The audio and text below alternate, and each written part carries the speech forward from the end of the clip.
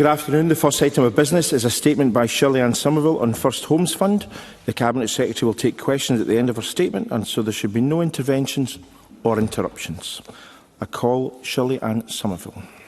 Cabinet Secretary.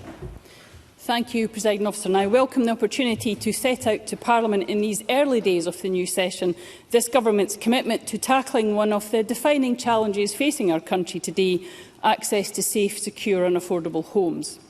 Housing remains a central priority for this Government, and bringing it together with social justice, I will be ensuring that this Government delivers a joined-up and strategic approach to tackling poverty, homelessness and the housing emergency, alongside recognising the sector's importance to the Scottish economy. Since declaring a national housing emergency last year, we have stood up a coordinated national response. Our Housing Emergency Action Plan is operational across the country and is delivering a set of focused actions to relieve the most acute pressures, support local authorities and accelerate delivery of the homes people need. We have delivered substantial progress in responding to the housing emergency, with 75% of the actions delivered in the first 6 months. Crucially, this year, we are making £926 million available for the Affordable Housing Supply Programme, a 21% increase compared to the previous year. And a record investment of up to £4.9 billion over the next 4 years, £4.1 billion of which is Scottish Government investment, will support the delivery of 36,000 affordable homes, estimated to provide homes for up to 24,000 children.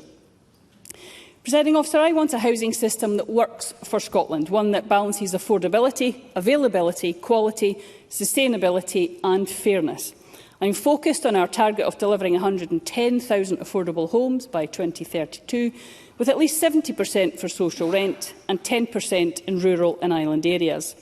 And as of the 31st of December 2025, over 32,000 affordable homes have been delivered, including 77% of homes for social rent.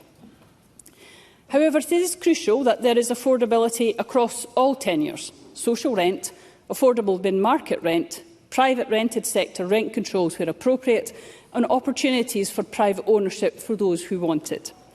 Indeed, for too many people across Scotland, particularly younger people and first-time buyers, home ownership has felt increasingly out of reach.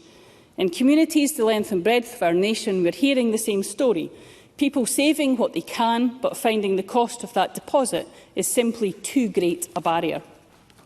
Rising living costs, high rents and broader economic pressures have made it difficult for households to put money aside month after month. Indeed, many are now spending more on rent than they would on a mortgage, yet remain locked out of ownership because they cannot raise a deposit. This is in the context which this Government will act.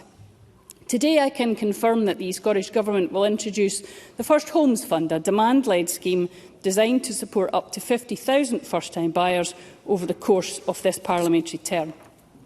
The fund will provide a deposit contribution of up to £10,000 towards a home with a property value of up to £300,000 to support individuals and families to take their first step onto the property ladder. The first round of the fund will open to applications by the end of June and will, dependent on demand, be expected to support up to 2,000 households within our first 100 days in government. Presiding Officer, this is a direct response to the experience of people across Scotland. We have listened and we are taking fast and decisive action. Now, we know that the single biggest hurdle facing first-time buyers is often not their ability to repay the mortgage. It is the difficulty in saving for the initial deposit, the upfront cost that prevents them even entering the market. And we also know that too many people cannot rely on financial support from family to bridge that gap, and nor should they be expected to. The result is a rent trap, a situation where households are locked into paying high rents, unable to save and therefore unable to move forward. This fund is designed to break that cycle.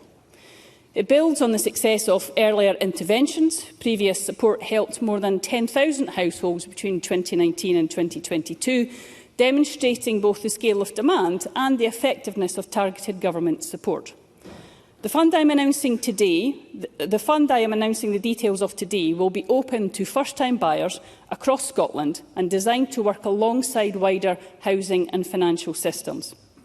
It will complement our low-cost initiative for first-time buyers, shared equity schemes, which since 2007 have helped over 12,000 people to buy a home. The First Homes Fund aims to support first-time buyers and their families, because for many families, a home is not just an asset, but it's where your children grow, where stability is built and where futures are shaped. Presiding Officer, the ambition of the First Homes Fund scheme is clear. Over this parliamentary term, we aim to support up to 50,000 households into home ownership through the fund. That's 50,000 households gaining stability, 50,000 households putting down roots in their communities, and 50,000 households taking a step towards a more secure future. But we are under no illusion this scheme alone will not solve the challenges in Scotland's housing market.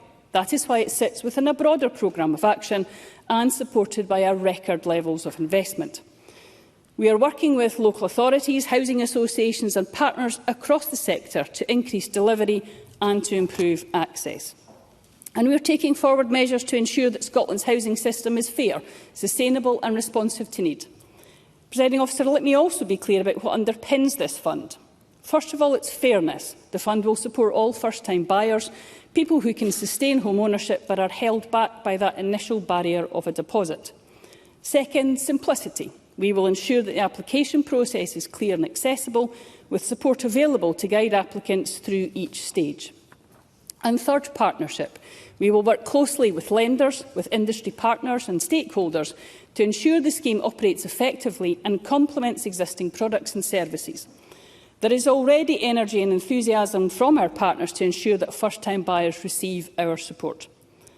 Presiding Officer, we are also mindful of the wider pressures in the housing system. Scotland continues to face significant challenges, including affordability pressures and supply constraints. The introduction of the First Homes Fund is one part of our response to these challenges, a targeted intervention to help those who are ready to buy but cannot yet make that step. But it will be complemented by sustained action on housing supply, planning and infrastructure. Presiding Officer, at its heart, this policy is about giving people the tools they need to build a future. And it's about recognising that housing is fundamental, not just to our economy, but to our well-being, our communities and our sense of security. And through the opening round of the First Homes Fund, I will be ensuring that we test how it works, ensuring that it is a smooth and simple process with clear guidance and support at every stage, and that it makes a difference to people and their families. We will monitor the operation of the scheme closely to ensure it works in the interests of buyers and supports a fair housing system. Crucially, we will learn from what this first round tells us, ensuring that the First Homes Fund remains fit for purpose throughout its duration. Now, I know that members across this chamber, and certainly I hope they do, will share the ambition of making home ownership more accessible. I also recognise that there will be scrutiny, questions and debate about how best to achieve that goal, and I welcome that. But I invite members across this Parliament to work with us to ensure that this fund benefits their local communities, reaches those who need it most and delivers lasting change for the people of Scotland. Because this is an issue that matters deeply to the people we represent. And it is one where we must work together, across parties and across sectors, to deliver real progress. Presiding Officer, in closing, let me return to those individuals and families this policy is designed to support. This policy will support the young couple renting and saving, but never quite reaching their target. It will support the key worker priced out of the community they serve. And it will support the family looking for stability and a place to call their own. From our island communities to our towns and cities, from rural areas where supply is constrained to urban areas where rents are the highest, this fund will help first-time buyers in every part of Scotland to take that crucial first step. This First Homes Fund is for them. With this scheme, we are saying clearly that we understand the barriers you face and we will act to take those barriers away. We are saying for those that need extra support to be able to purchase their first home, this government in this new term will take practical steps to help you achieve it. And with the First Homes Fund, we are not just opening a door to home ownership, but we are opening a door to stability, security and opportunity. And I commend this statement to Parliament.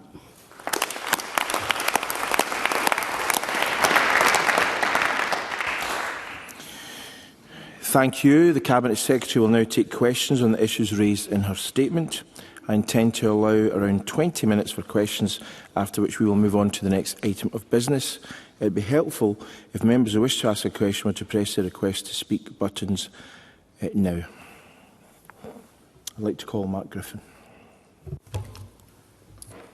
Thank you, Presiding Officer. I'd like to welcome the Cabinet Secretary to our new updated role and welcome any measures designed to support aspiring first-time buyers who can't afford just now, and look forward to working together with the Government to make sure that this fund delivers for our communities. And in that vein, can the Government provide an estimate of the proportion of recipients of this scheme who are expected to come from lower-income households, and how Ministers will ensure the scheme primarily benefits first-time buyers facing the greatest affordability barriers, when the Government closed the previous scheme on the basis that 72% of recipients didn't actually need to use the fund to purchase their first home? And can I also ask the Government how it will ensure that this scheme supports housing supply, particularly in those high-pressure markets where there is a concern that additional purchasing power risks artificially inflating prices? Cabinet Secretary. Thank you, Presiding Officer. Can I also welcome Mark Griffin to his new post, and I look forward to working with him once again. I think this opportunity that presents itself today is an opportunity, an example of how we can work together across the Chamber. Mr Griffin raises points about how this scheme should act and the lessons we should learn. I can reassure him that we have learned lessons from previous schemes. So, for example, this scheme will have the property value at £300,000. That's different to the schemes that have operated in the past. We're also learning about how the other low-cost home ownership schemes that we have help, but they don't take away all the barriers. There are different barriers that different people will face, and this is another opportunity to tackle those barriers. The First Minister and I were out on a visit this morning, and when we were speaking to developers, we heard firsthand their hope and their expectation that it would immediately be able to help people who would wish to become a first-time buyer but couldn't. And I think what we've done with this scheme is to try and present it in a way that is simple, but with that property value threshold does help the people who need it most. But as with all things in my portfolio, I will be happy to work with Mr Griffin on the further details of that as we go about learning for the next round. Thomas Kerr. Thank you, Presiding Officer. And can I start by thanking the Cabinet Secretary and welcoming her to her place for the advanced sight of the rhetoric that we've heard, because bluntly that's exactly what this is. Yet another wasted opportunity from a failing government, another gimmick, not a real solution. And the Cabinet Secretary should know that you cannot spend 20 years digging the hole and then expect applause for arriving with a ladder. So while there are bits of the statement that I and Reform will welcome, including the proposals to help first-time buyers, we do await to see what the detail will actually say in that. But let's be honest, this policy won't even scratch the surface to tackle the housing emergency. Indeed, in this statement, there's nothing of substance on social housing, there's nothing on planning reforms, including telling the country who the Planning Minister actually is. There's nothing on cutting red tape and bureaucracy to make building easier for developers, and there is nothing about assisting those struggling in working-class communities like mine, many of whom can only dream of large savings to be set aside for a deposit, and this announcement will do very little to help them. The Cabinet Secretary knows that a pathetic £10,000 handout won't work and is a smokescreen simply to grab headlines and not deliver. Indeed, the likelihood is we'll see prices rise across the country. So can I ask, rather than focus on a party political gimmick, and if she's serious about tackling the housing emergency, will she put back in place local connections for social housing and finally prioritise local people over strangers who have arrived here illegally? Cabinet Secretary. So I'm going to try very hard, Presiding Officer, in my first discussion with Mr Kerr to say to him very gently a few things. This is a statement about the First Homes Fund. That's why it talks about the First Homes Fund. We can discuss other things and other statements and other debates in due course. He can indeed speak to the Planning Minister, who is sitting right behind me, if he wishes to discuss planning. I'm disappointed genuinely, but I'm going to try not to take it to heart, about how we've just, I presume Mr Kerr's read out a bit of his press release that he's about to put out on this. Once we've done that and we get past the rhetoric, I would work together with him if he wishes to come forward with proposals and suggestions on this. And perhaps, Presiding Officer, I will leave my remarks there for the moment. Jenny Minto. Thank you, Presiding Officer, and I would like to thank the Cabinet Secretary for her statement. To ask the Scottish Government how the First Homes Fund will work in rural and island areas like Argyll and Bute, where it can be very difficult for first-time buyers and their families to take their first steps on the property ladder because of the affordability and supply constraints the Cabinet Secretary has referenced in her statement. Thank you. Cabinet Secretary.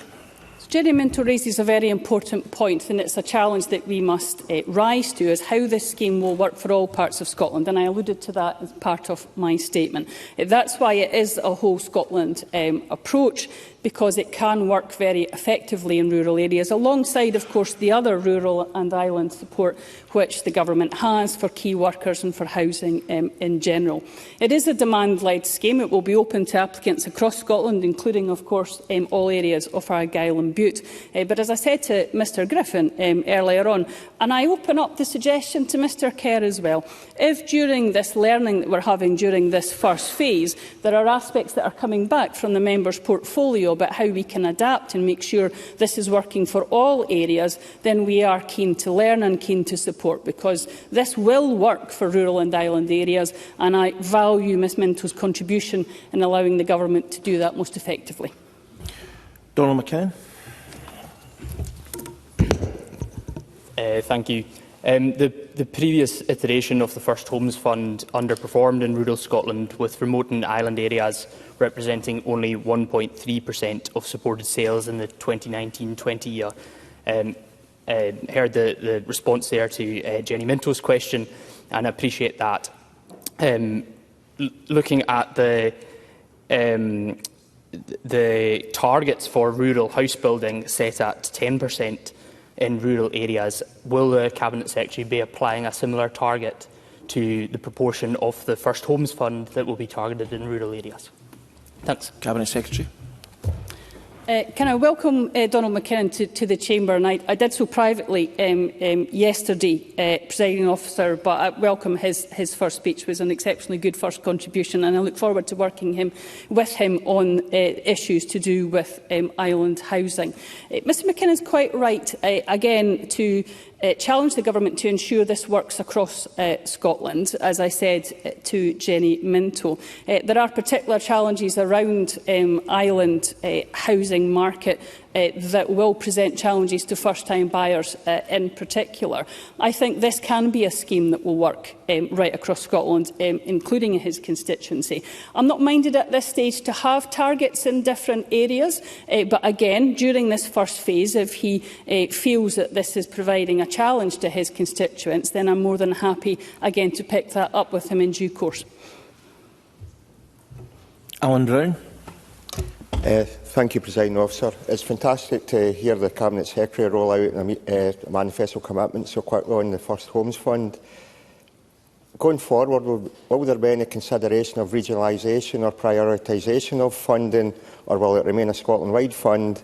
And will there be consideration to a review of the success of the scheme that would perhaps look at impact on house prices and also hope for a positive uptick in what's now a more sluggish new build housing market?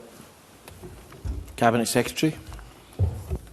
Well, as I said to Mr McAllan, I'm not minded at this stage to look at regionalisation or prioritisation of funding in this open round, but I keep an open mind to this. One of the aspects which I know is being discussed with stakeholders, including house builders, is how we ensure, for example, this fund works for new build as well as existing properties, and what implications there are for the market. But again, I go back to the points that the First Minister and I heard this morning, that there is a keen demand out there for a fund such as this, and an appreciation amongst developers that this could be a tipping point between someone being able to afford their first home and not. I don't think to get success from this scheme, we need to look at regionalisation. But again, the member, if he wishes to do so, can make that point once we've learned from the first round of this scheme.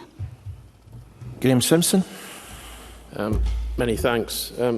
We all want this to work, so I think it is important that in the first round that we try to learn lessons. My question to the Cabinet Secretary is how will, and if I could stop being heckled, because it's a serious question, Mr Flynn, you may want to listen to it. How will we guard against people who actually have the money using this scheme, taking advantage of it? How are we going to guard against that? Cabinet Secretary. Well, I think one of the important ways that we will look at the success of this scheme is how we are helping people with the cost of living pressure. Again, I'm very mindful of the fact that the ability for someone to own their own home is very much to do with the affordability of the deposit, the mortgage versus the rent, but it's also to do with their energy costs, which again are just about to increase, as we've heard this morning. We're seeing food inflation still expected to be exceptionally high. So I think it's very important that we recognise that many people across Scotland in our communities are struggling. They're not just struggling with the cost of housing, but they're struggling with the cost of living across a variety of areas. And that's why it's important, as we look to help with our First Homes Fund, that we also recognise that this will help the cost of living pressures for many families and individuals across Scotland, will help them to be able to bear the burden of other costs which we do not have the powers to impact on, such as energy, but we'll come back to that tomorrow, Presiding Officer, and of course how we hope to help people with the cost of their food bill as well. Claire Hawkey. I'm delighted to see the First Homes Fund progressing to deliver much-needed support to first-time buyers, and it was certainly a hot topic in my Rutherglen and Cambuslang constituency during the election. Previously, the Government has offered support in this area via the First Home Fund and the LIFT scheme. What lessons does the Cabinet Secretary believe the Government has taken forward from these initiatives? Cabinet Secretary. One of the important lessons is introducing that property cap maximum of £300,000. That offering of a better targeting towards individuals who might not otherwise be able to purchase their first home is one of the key lessons we've taken. As I said to members across the chamber, we are committed to monitoring the effectiveness of this first round, but I do believe that it's important that we get this first round started by the end of June to be able to provide that support, as we promised in our 100 Days document, to people across Scotland. But of course, as well as learning from the schemes that have been there in the past, it will be evidence-led, and we will ensure that we make the fund optimised for its full 5 years delivery. And it's another important point of the fact that this is a multi-year scheme to be able to provide reassurance not just to those looking to buy a home, but also to developers and those in the private sector. Ariane Burgess. While I share the Cabinet Secretary's ambition for homes, I have concerns. Evidence from previous Help to Buy schemes is that they make properties less, not more affordable. An evaluation by the London School of Economics found that a scheme in London caused a 6% rise in house prices with no increase in supply at all. And the average home deposit last year was over £43,000.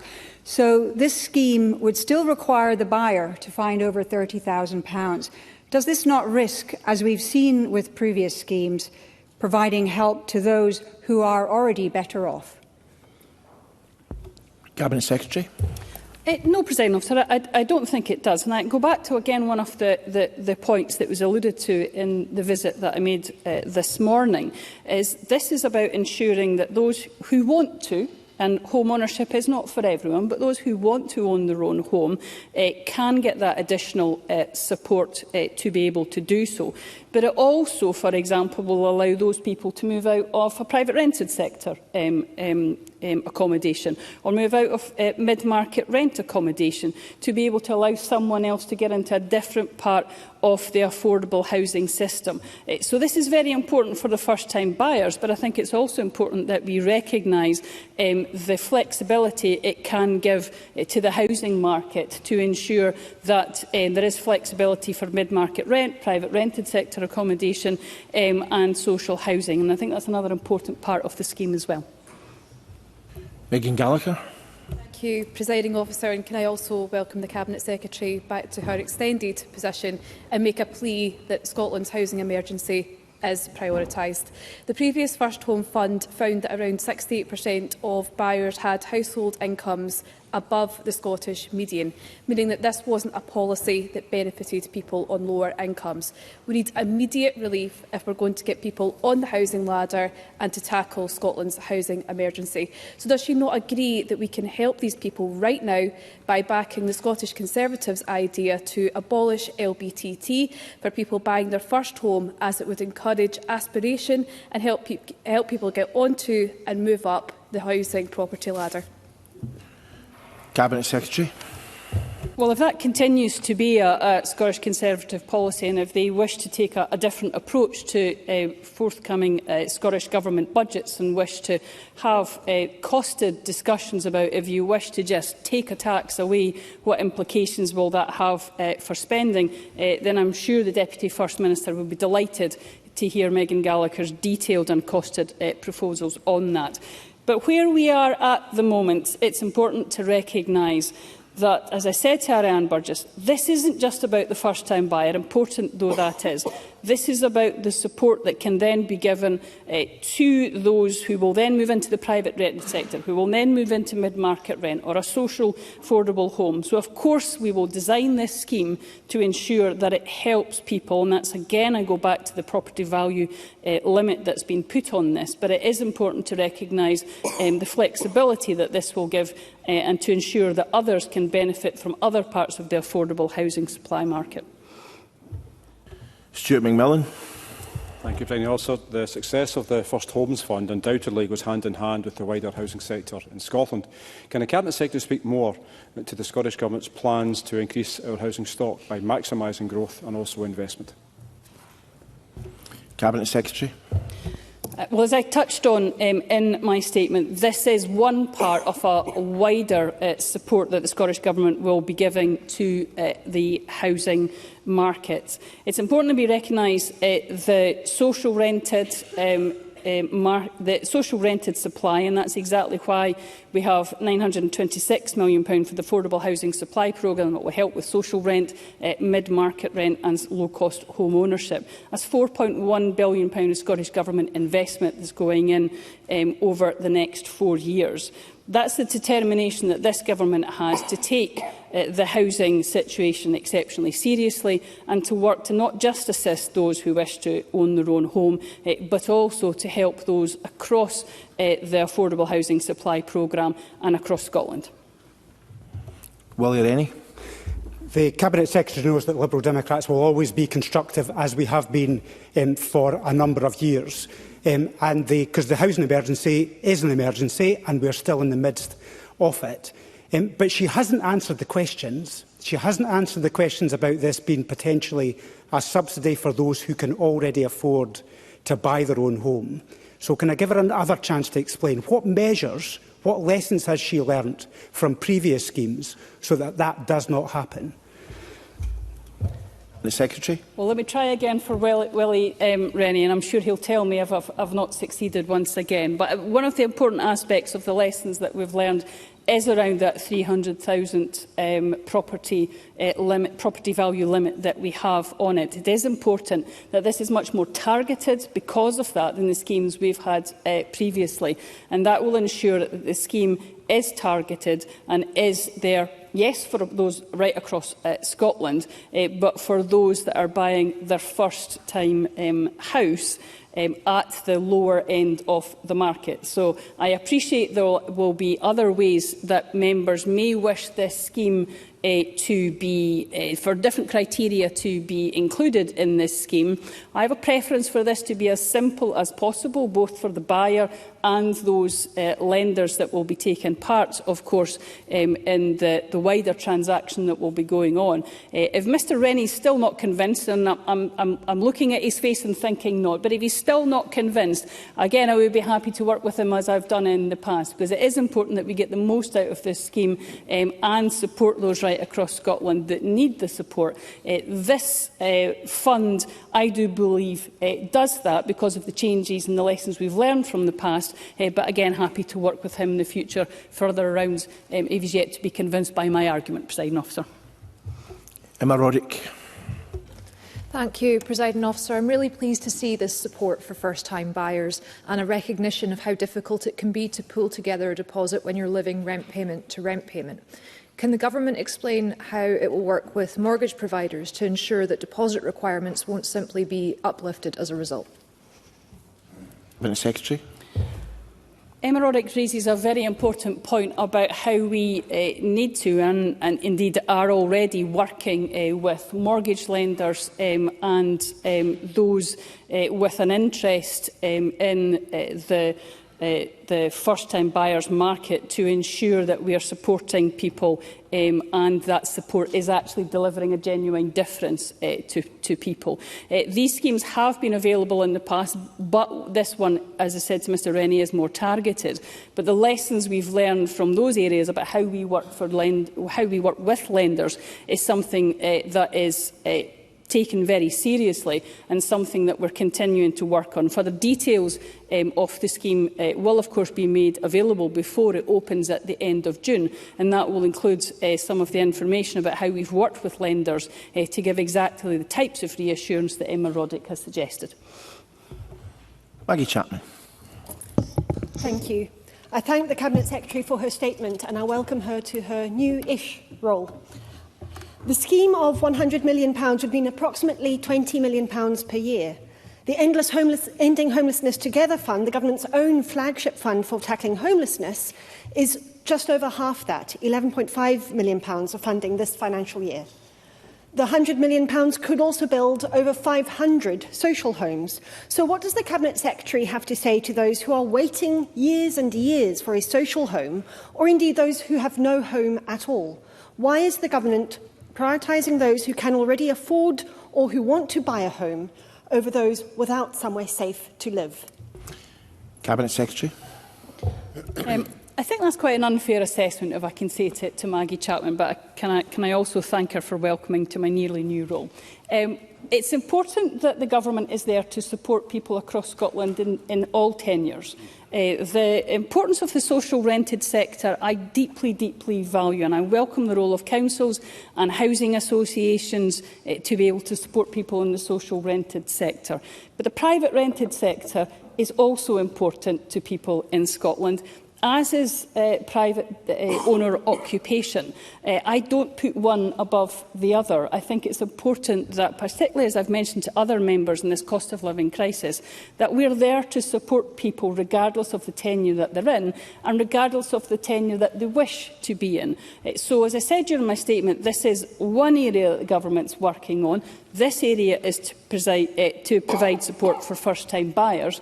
There are, of course, as I mentioned and alluded to in my statement, other strands of the Scottish Government's work that will support affordable housing in general. And I go back to that £926 million that's there for the Affordable Housing Supply Programme this year to be able to support people in the social rented sector, in the mid-market rent and in low-cost home ownership. And the final questioner is Kim Schmillian. Thank you, Presiding Officer, and I thank the Cabinet Secretary for her statement. The Cabinet Secretary talked about monitoring outcomes of this policy as it evolves. Could she tell me in practice what that means in detail in terms of her objectives for this policy? Cabinet Secretary. So the essence of a test and learn approach is to ensure that as the first wave of this project is launched at the end of June, we are continuously ensuring that we are speaking to private developers, to lenders and others to measure the impact. So much of that, obviously, at the start, the scheme will be quite small. But we do estimate, as I said during the statement, that if the demand is there, this could support 2,000 households in the first 100 days of the government. That will give us a good basis to be able to work with lenders, with developers and with others to ensure that their feedback is received about how the scheme can be developed. And I've said to a number of members, I would of course welcome their thoughts and contributions and the lessons learned from the impact on their constituencies as we move forward. Thank you very much, Cabinet Secretary. The next item of business is a debate on motion 128 in the name of Màiri McAllan on expanding childcare. I'll just have a 1-minute break while members move seats on the front benches. And meanwhile, I'd like to invite members who wish to speak in the debate to press the request to speak buttons now.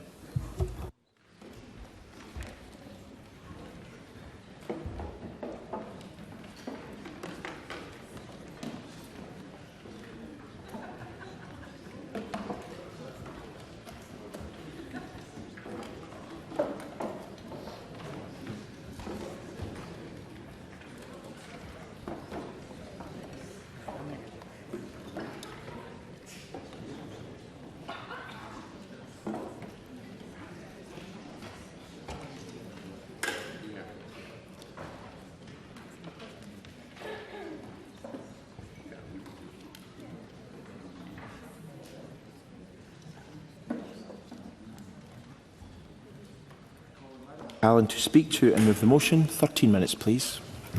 Thank you, Presiding Officer. I'll begin by moving the motion in my name and saying how delighted I am to be opening this debate for the Government on the important topic of early learning and childcare and this Government's plans to transform provision in Scotland.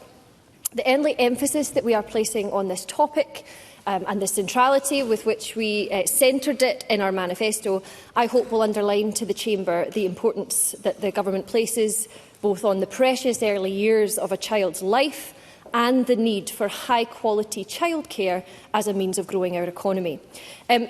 Presiding Officer, before we begin the debate and before we delve into the detail of what is an exciting expansion project, I should like to make a few acknowledgements. Firstly, and I suppose personally, to the highly qualified, professional and I have to say loving childminders who support me to be here today and to lead this work for the Government. I'm sure that my wee Sorley is out in the sun just now, learning through play and spending time with his pals. And I want to extend that personal thanks to all of the early learning and childcare professionals who are doing that very job, the length and breadth of Scotland. I saw some of this firsthand this morning when I visited Closton Primary School's Breakfast Club before attending the Hillsland Early Learning and Childcare Centre. I don't think it should be a controversy to say that I can think of fewer more important jobs in our country than supporting the care and development of our children. So I want to sincerely thank them and repeat, I absolutely will in a moment, I just want to sincerely thank them and repeat how much the Minister and I, also a working mammy, look forward to working with them, and I'll take Willie Rennie. I echo that appreciation for the work that they do. But if she believes that, will she finally tackle the difference in the pay rates between the PVI sector, the private, voluntary and independent sector, and the council sector? Because staff are paid differently, massively differently, for doing exactly the same job. So will the Government finally get a grip of this problem? When it comes to pay, Presiding Officer, I'm really proud that Scotland's the only part of the UK that, through its funding for the funded ELC, creates the circumstances where the real living wage can be paid. But I understand the call for parity, and of course, as we take on what is a massive expansion project, all of these aspects will be taken into account, and I'll work with COSLA and with the sector on that. I also wanted to just make it very briefly, yes. Did I understand the Cabinet Secretary to say correctly that the issue of the lack of parity that has been identified by Willie Rennie and which the Cabinet Secretary has acknowledged, that will be addressed as part of this revised approach to this policy? Presiding Officer, we are in the early days of what is a significant expansion project, and simply what I say to the Chamber is that I am open-minded about learning on the delivery of 1140 as we work to expand the provision, and pay and rates and flexibility, will, among many other issues, will be taken into account. But I did want to make a second acknowledgement, and that was to... yes, absolutely. The difficulty is that our predecessors have been open-minded for years on this, and we haven't made any progress on it. So we need more than open-mindedness and open doors. We need a solution to it. I don't think that it's realistic to say that progress hasn't been made. I made my first response to Willie Rennie, noting that Scotland's the only place in the UK that funds the real living wage, because we've put fair work at the centre of our expansion to 1140. What I simply say to members across the Chamber today is that I understand there are a number of areas that we need to learn from in 1140, and that I will discuss that with them. And that is a broad commitment. But I wanted to make an acknowledgement of parents and carers, Presiding Officer, because they are wrestling every day with the joys and challenges of raising children, doing that with varying support networks, doing it in a cost of living crisis, but doing it always to their best. And again, I saw that this morning, and I want to thank them for that. But that allows me to move on and say that in my first debate as Cabinet Secretary for Education, Culture and Gaelic, I am so proud to take over this area, which has been given so much priority by the Scottish Government through the baby box, providing those essentials for the first 6 months of life, to this transformational 1140 childcare offer, from breakfast and after-school club investment, free school meal provision, investment in health visiting, family nurse partnerships, supporting women in breastfeeding, and of course the groundbreaking Scottish Child Payment. We are taking and building the blocks of success for children in Scotland, and I'm very proud of that. And on that note, my colleague Shirley-Ann Somerville, who was in the Chamber speaking before me, published our Bringing Hope, Building Futures just prior to parliamentary dissolution, and this sets out the concrete action that we will take to in pursuit of our goal of eradicating child poverty in Scotland, and which we estimate will keep 100,000 children out of relative poverty this year. Surely a goal we can all get behind, Presiding Officer. And of course, that plan, in its aim of eradicating child poverty, is absolutely clear that supporting parents and carers who are currently locked out of the labour market to enter the labour market and to work is a really important part of our work. We know that these barriers exist particularly for women, who are more likely to take on caring responsibilities, to reduce their working hours, or to feel that they can't work at all because it doesn't make financial sense. Now, I want to say, Presiding Officer, that is fine if that's what families choose to do, but it's not fine if it's not a choice, and I have that at the forefront of my mind as well. So we will take action to remove these barriers, not only because it's the right thing for families, but because it's the right thing for our economy. So I want to look for a moment at the Government's record in childcare, what we have been delivering to date, that universal early learning and childcare offer for every 3- and 4-year-old and for around a quarter of 2-year-olds. They're often referred to as eligible 2-year-olds, but, Presiding Officer, I prefer what Edinburgh City Council called or termed them to me today, the terrific 2s. And we're delivering that through an investment of around £1 billion a year, and that's worth about £6,400 per family, per eligible child, which I think we would all agree is a sizeable contribution to family budgets.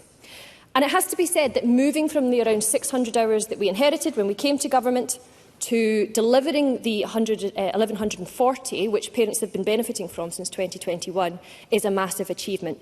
But we're also clear, Presiding Officer, that now is the time to move on to the next transformational change in provision. Yes, absolutely. I thank the Cabinet Secretary for giving way on that point. Of course, the Scottish Government announced to expand funded childcare from 9 months onwards back in 2023. Will the Cabinet Secretary endeavour to give an update on what progress has been made since that promise? I absolutely will, Presiding Officer, and I was going to come on later on, but I can address it now to talk about some of the work we've been doing in our priority communities, for example, working with our 6 priority families and testing the rollout of childcare as it's needed in different circumstances, whether that's communities affected by poverty, whether it's children with disabilities. We've been taking forward that work, and it will now inform the expansion of childcare, which I should say, to give Parliament the detail, although I'm sure they are acquainted, is to support every child in the country with the choice of childcare from 9 months to the end of primary school, and to do that by the end of this Parliament. Importantly, that's to be provided 52 weeks a year and will be designed to fit around families, rather than expecting families to fit around the system.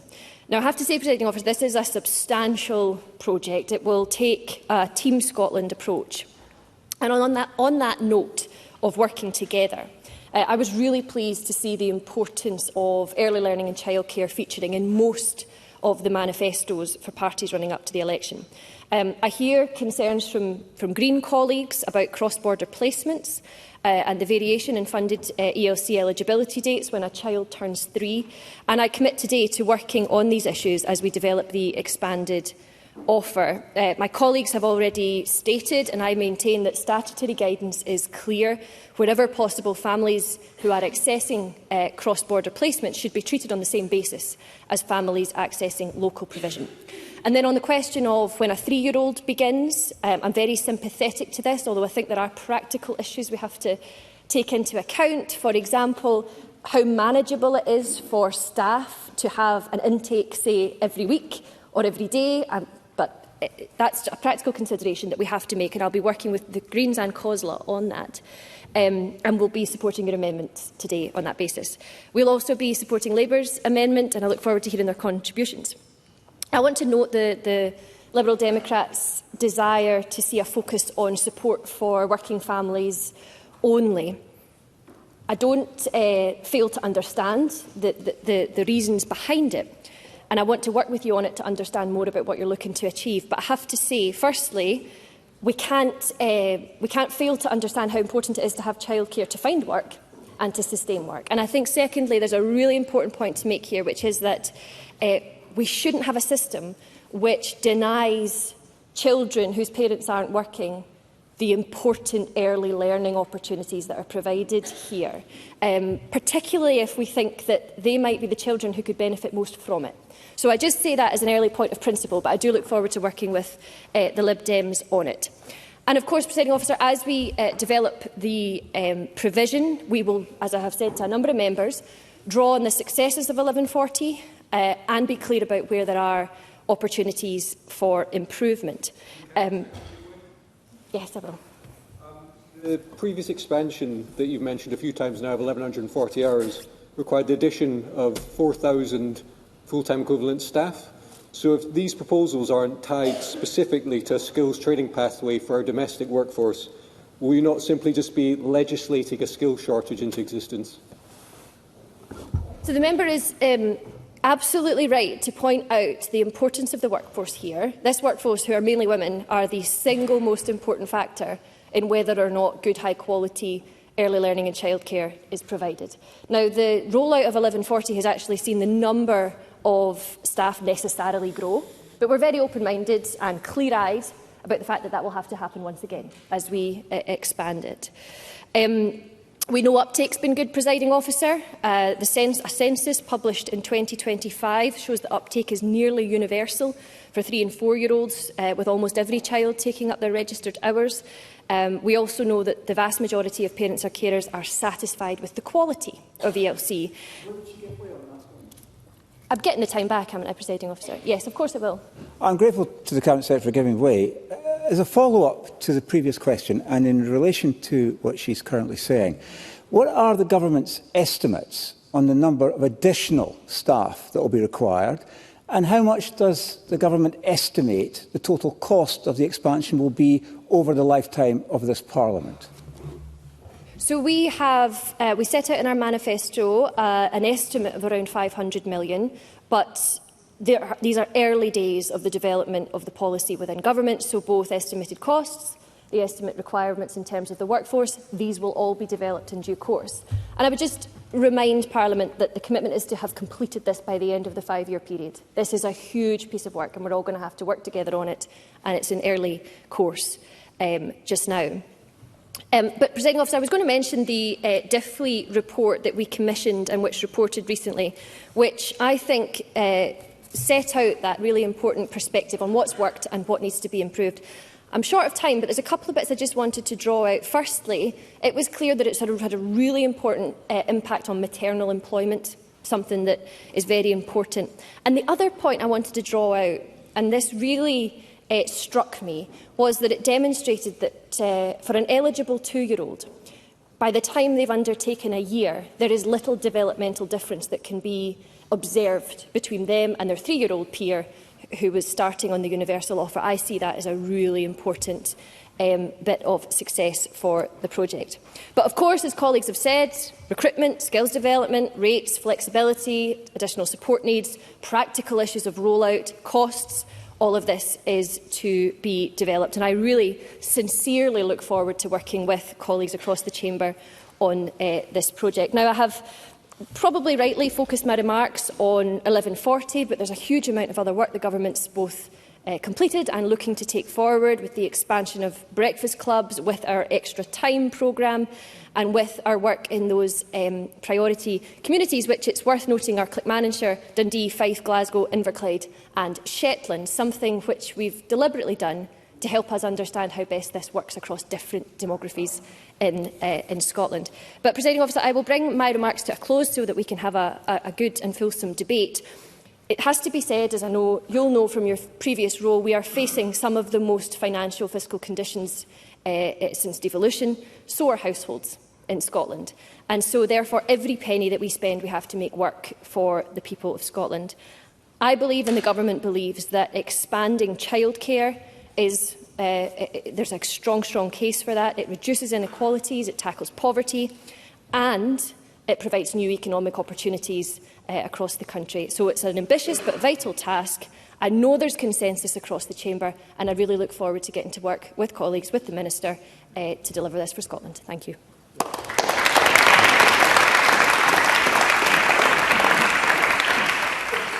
Thank you, Cabinet Secretary. I now call on Catherine Sangster to speak to and move Amendment 128.2. 5 minutes, and I would remind the Chamber that this is the first speech given by Catherine Sangster, so there will be no interruptions or interventions. Presiding Officer, it is a huge privilege to make my maiden speech as Scottish Labour and Cooperative MSP for Edinburgh and Lothians East. I want to begin by thanking the voters across our communities who placed their trust in Scottish Labour and in me. And to those who ultimately decided to put their cross elsewhere, thank you too for our conversations and for sharing your challenges with me. Because politics should not just take place online or in this chamber, but it should take place on doorsteps, in community meetings and in conversations with our neighbours. This is where mistrust of politics and politicians can be overcome, consensus can be reached and where progress is made. While the election result is settled, the challenges facing Scotland are not. The need to tackle deep-seated issues in Scotland remain as urgent today as it was during the campaign, and this Parliament must rise to that challenge. I want to pay tribute to Sarah Boyack, who represented the region before me, for her years of public service, her commitment to the Labour movement and her wise counsel to me over many years.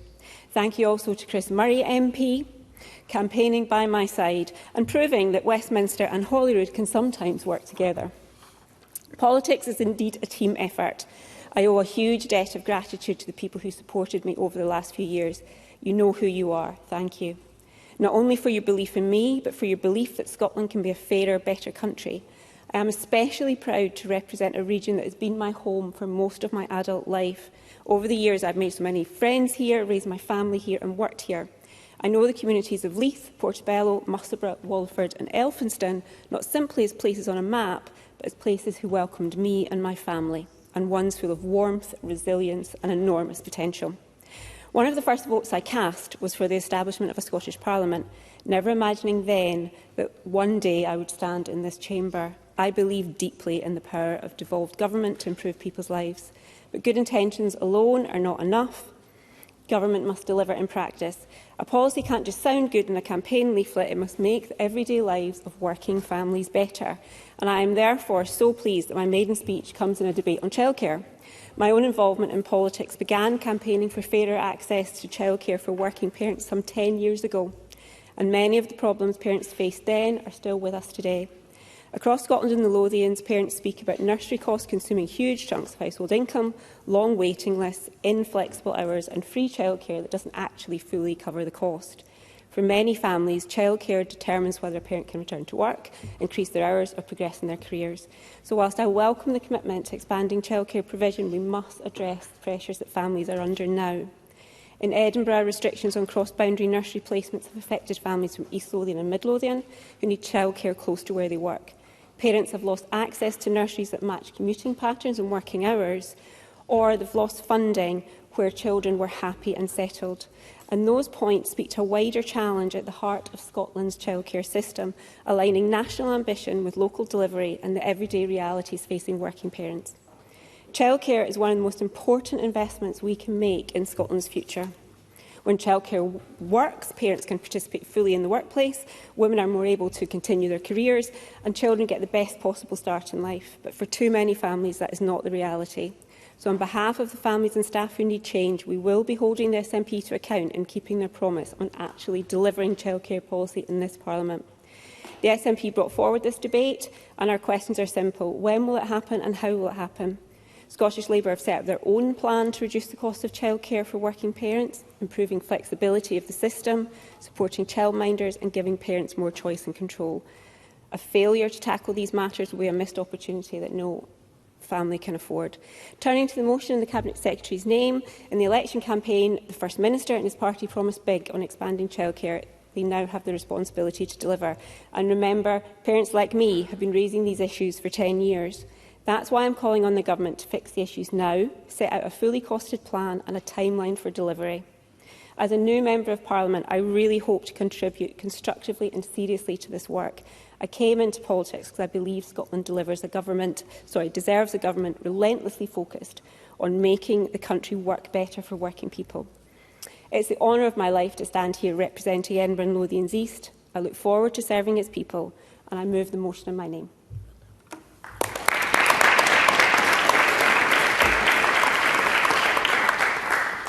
Thank you. I now call on Maggie Chapman to speak to and move Amendment 128.1. 5 minutes, please. Thank you, Presiding Officer, and I move the amendment in my name. Every child deserves the best possible start in life. Every parent deserves the chance to work, study, rest or simply breathe without the crushing anxiety of impossible childcare costs. And every childcare worker deserves dignity, fair pay and recognition for the profoundly valuable work that they do. This is why the Scottish Greens were proud to stand in the recent election on a pledge for the biggest expansion of childcare in a generation. We see today's motion as the start of the changes that need to happen, and our amendment pushes the Scottish Government to go further, faster. Because expanding childcare is not simply a matter of economic policy, it's about equality, justice and human dignity. I'm grateful to the Cabinet Secretary for her letter last night stressing the importance of working together on this vital work, and I welcome her to her new role and can confirm that we in the Greens will work with her to deliver the best for our children and young people and those who care for them.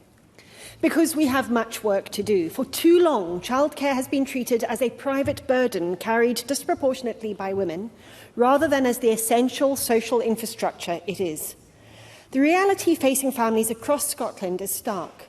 Research from Pregnant Then Screwed found that 2/3 of mothers in Scotland say their childcare costs are the same as or more than their income. Half of mothers said that after paying for childcare, it simply doesn't make sense for them to work. More than a third said they regularly face a choice between paying for childcare and paying for household essentials. These figures should shame us all. Behind every statistic is a person, a family, a mother trying to hold everything together. One mum in Aberdeen said, "I have 2 children, 20 months apart, and pay over £2,000 a month for childcare that isn't even full-time. There is no support. It's exhausting, terrifying."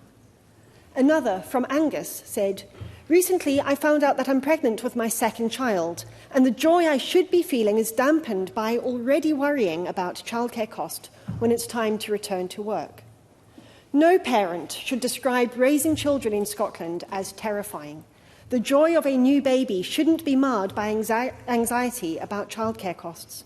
But this is the reality for many families in one of the wealthiest countries in the world.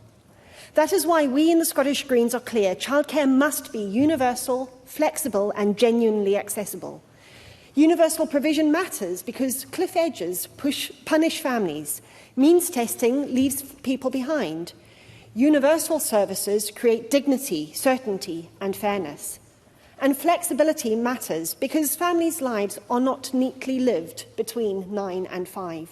Shift workers, rural families, parents of disabled children, single parents, parents working irregular hours. Too many people are locked out of the current system because it was not designed around the reality of modern life.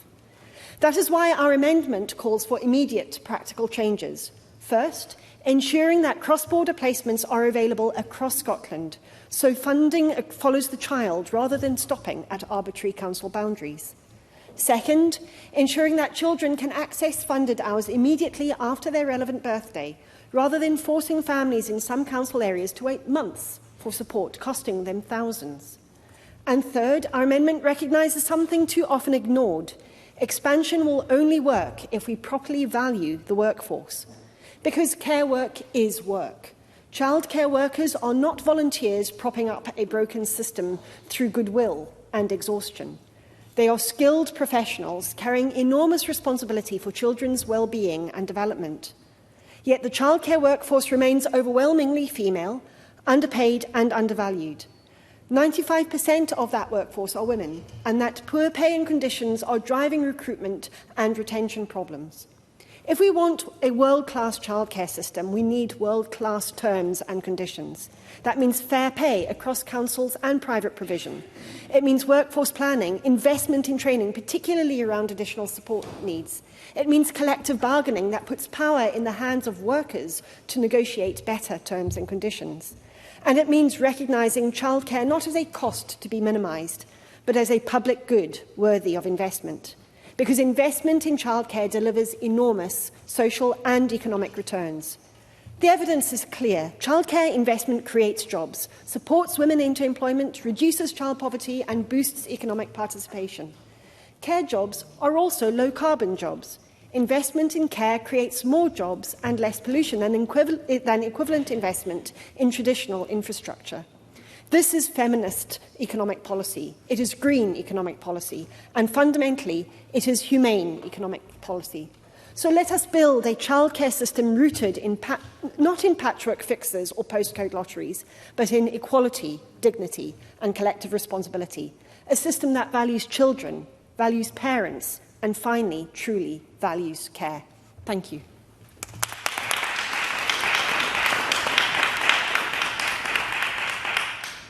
I now call Megan Gallagher to speak to and move Amendment 128.4.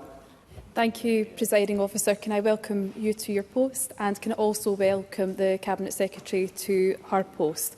Can I firstly begin on a point of consensus with the Scottish Government? I believe in expanding childcare provision across Scotland.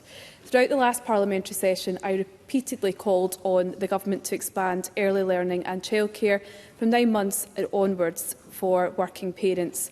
And in 2023, I believed that those calls had finally been heard when the former First Minister, Hamza Yousaf, announced a pilot to expand childcare from 9 months onwards. But I've tried repeatedly to establish what progress has been made, but to date there has been little to no clarity of what progress was made since that announcement back in 2023. Now, I do believe that there is an opportunity to reset relationships and work constructively across parties to find solutions. But I do believe the Scottish Government have some answers to explain first. And this is to explain not just to parents, but to this Parliament, why they failed to deliver the expansion that they had previously promised. Because right now, too many parents simply do not trust that this Government can deliver. During the election campaign, I had the privilege of serving on a cross-party steering group led by Pregnant Then Screwed Scotland. Together, we discussed how childcare could better support parents, particularly mothers, and explored practical ways to improve the current system. And the one statistic that I've pulled out today from the State of the Nation report that Pregnant and Screwed Scotland conducted should concern the Scottish Government. And that statistic is 66.8% of Scottish mothers did not believe that the Scottish Government would deliver on expanding childcare provision. But behind that statistic is a simple reality. Parents feel that this system is not built around modern day life. Parents are doing everything that they can, I will in a second, to stay in work, provide for their children and build a future for their families. But childcare costs are making it harder, and I'll take the Cabinet Secretary. Cabinet Secretary.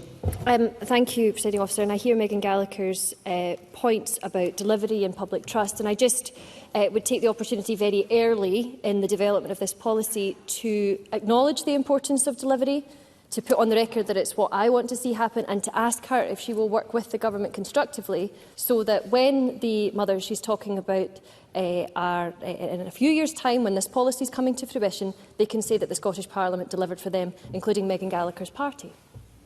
Megan Gallagher. I said right at the start, Presiding Officer, that I believe in expanding childcare. I will get on to speaking about what I believe it should be expanded to later on in my contribution this afternoon, but I'm more than happy to meet with the Cabinet Secretary on this. I do believe that childcare is fundamental, not just for parents and our families, but for our wider economy as well. And going back to that point that I was raising, because for some families, childcare costs now rival mortgage payments. That's more than £1,000 a month parents are having to cough up in order to pay for childcare across the country. And when families sit down at that kitchen table to work out whether it's financially worthwhile for one parent to return to work, the answer is far too often, no, it's not.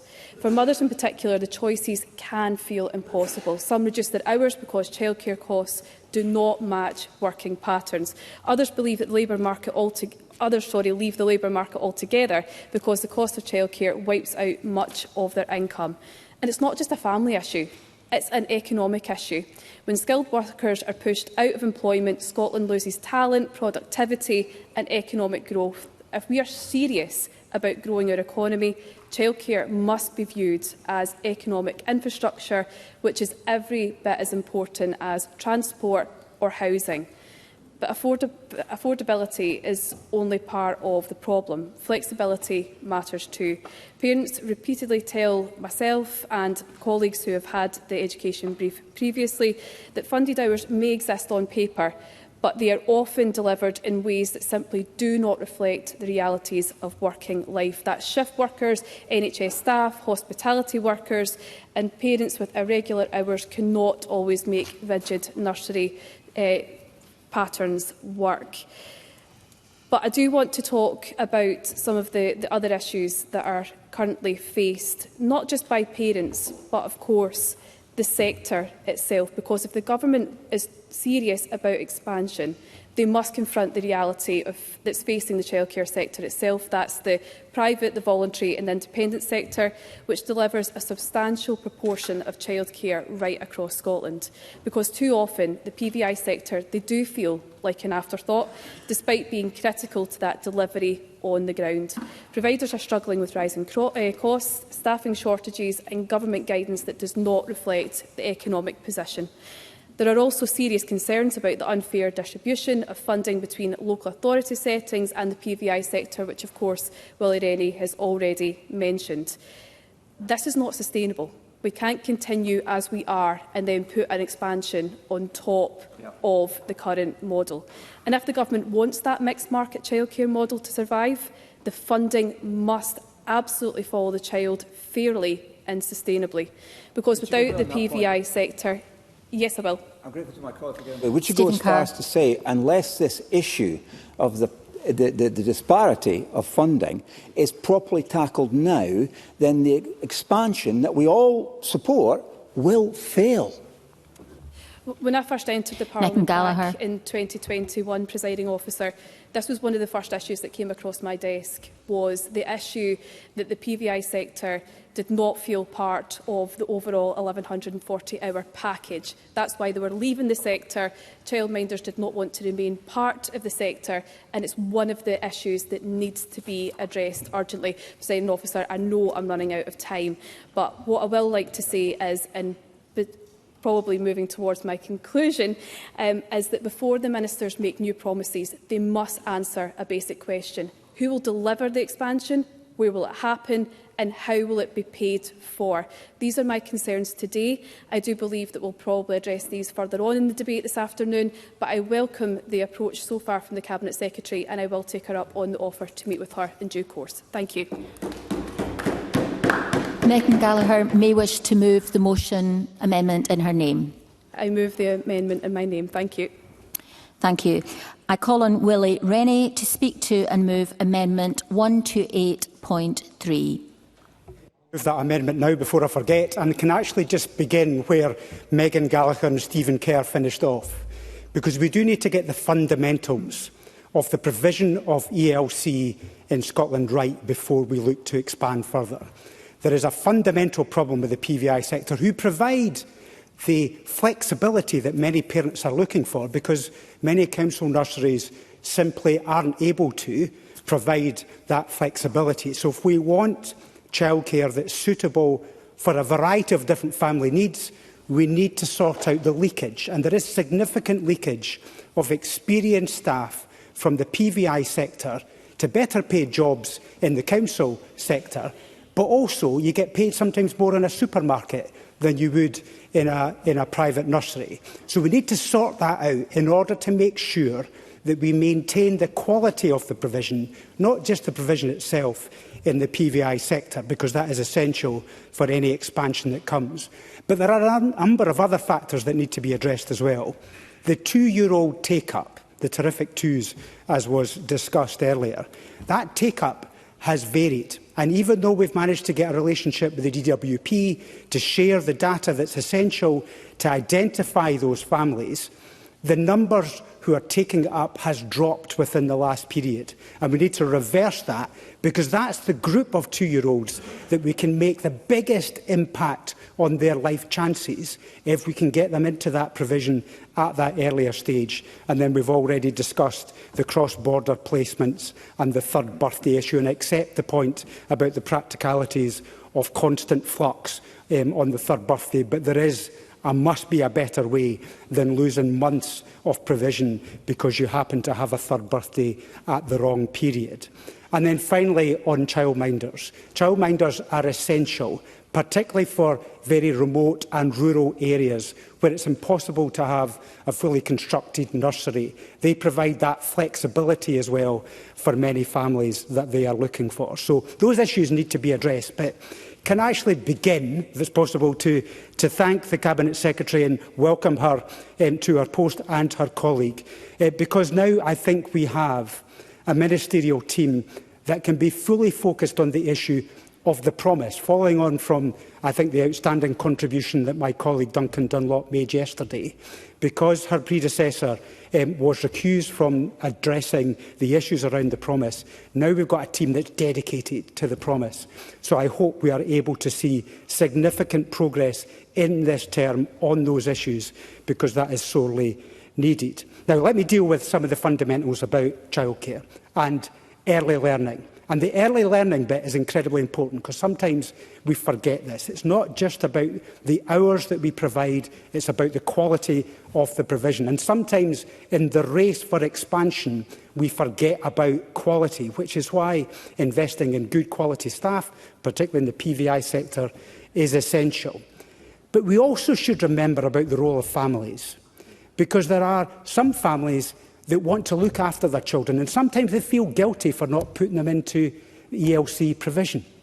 Now, we should actually welcome the fact that families want to look after their children for longer, because we know from Suzanne Zedak, that very acclaimed academic, that attachment is incredibly important in the early years, because too often children don't have the warmth of a loving relationship. So therefore we should make sure that that is valued in this discussion as well. So I want to make sure that it's, and I think the Cabinet Secretary pointed to this, it's where families want to take up this provision that they should be, but they shouldn't be made guilty for not taking part in it. I remember taking part in a discussion some years ago, and it was run by Save the Children, and everybody was arguing about the expansion of the hours. When are we going to get it? How are we going to get it? How quickly are we going to get it? Is it going to be in my community?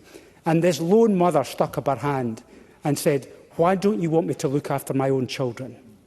And you could hear a pin drop, because it actually was something that needed to be said and was important that it was said. But the final element is around about the economy, because we have a major problem with economic inactivity and high levels of unemployment, particularly with women as well who have had children. So we need to incentivise and encourage. And this is where I disagree fundamentally with the universal approach. Of course, 3- and 4-year-olds, universal, especially in the pre-years just before you go to school, so we can give that extra lift before they get into the education system proper. But we need to make sure that work pays. We need to make sure that when finances are tight, we're using that money to the best way that we possibly can to make sure that work does pay. Because it's essential that everybody in society participates in the economy and society as well. So I'm not going to make any apologies for targeting this, because we are in a real crisis. We know we've got a £5 billion deficit coming down the track in this Parliament, and you wouldn't think it sometimes, because too often we think about spending more money without actually thinking exactly how we should spend it to have the best effect on families, but also on the economy and the finances of the government, because all of this needs to work and needs to work well. And the final element is on after-school clubs and flexibility, because it's not just about up to the age of 5 we should be talking about here. We should be talking about making sure we support many of those precarious after-school clubs that exist who find it difficult to make ends meet. We need to make sure the extra provision is there for them, particularly in rural areas where the families find it difficult to sustain. So for all of those reasons, we will work together with the government to make this work.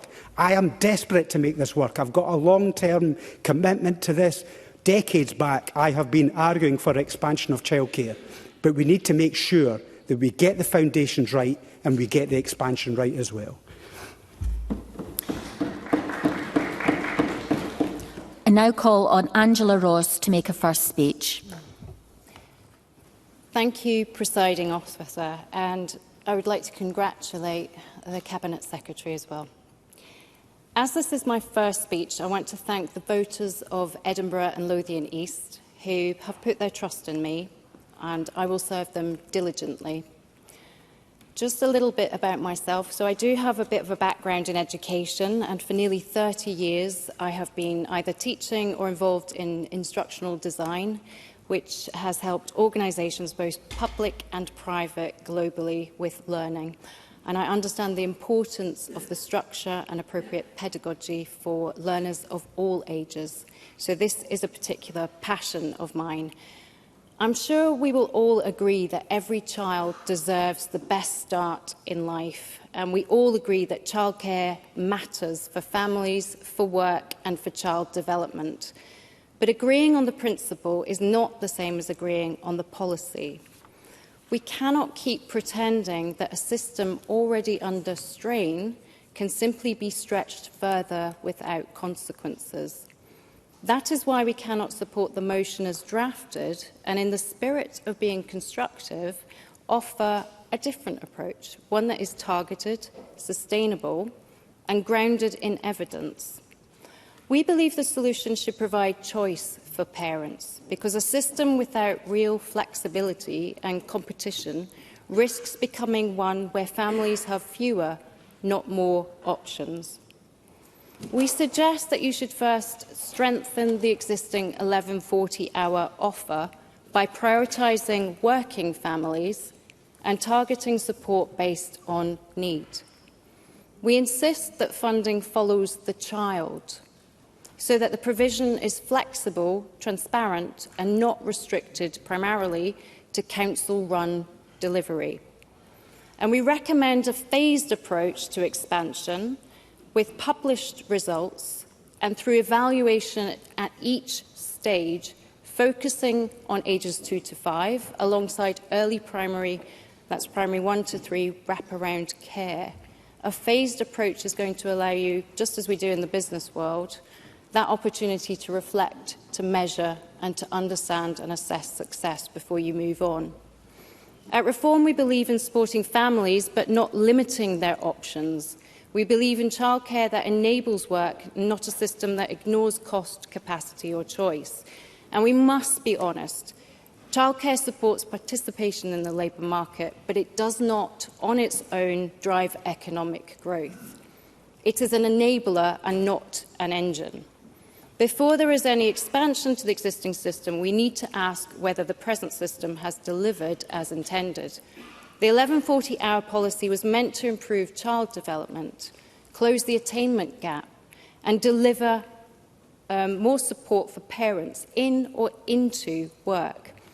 There has been some progress. I will acknowledge there have been some positive aspects, but overall, the outcomes, as reported, seem to be mixed. The attainment gap certainly has not narrowed, and the impact on employment has been, in the government's own words, modest. At age 2, and I will agree with Willie Rennie, that's where this support, when it's in a very targeted approach, has actually delivered the best signs of improvement.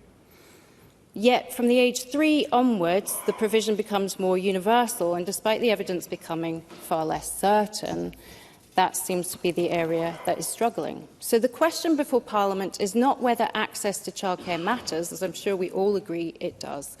The question is whether expanding a universal taxpayer-funded model at this scale is the right way to achieve the aims in the motion. We must also look at the reality of the system today.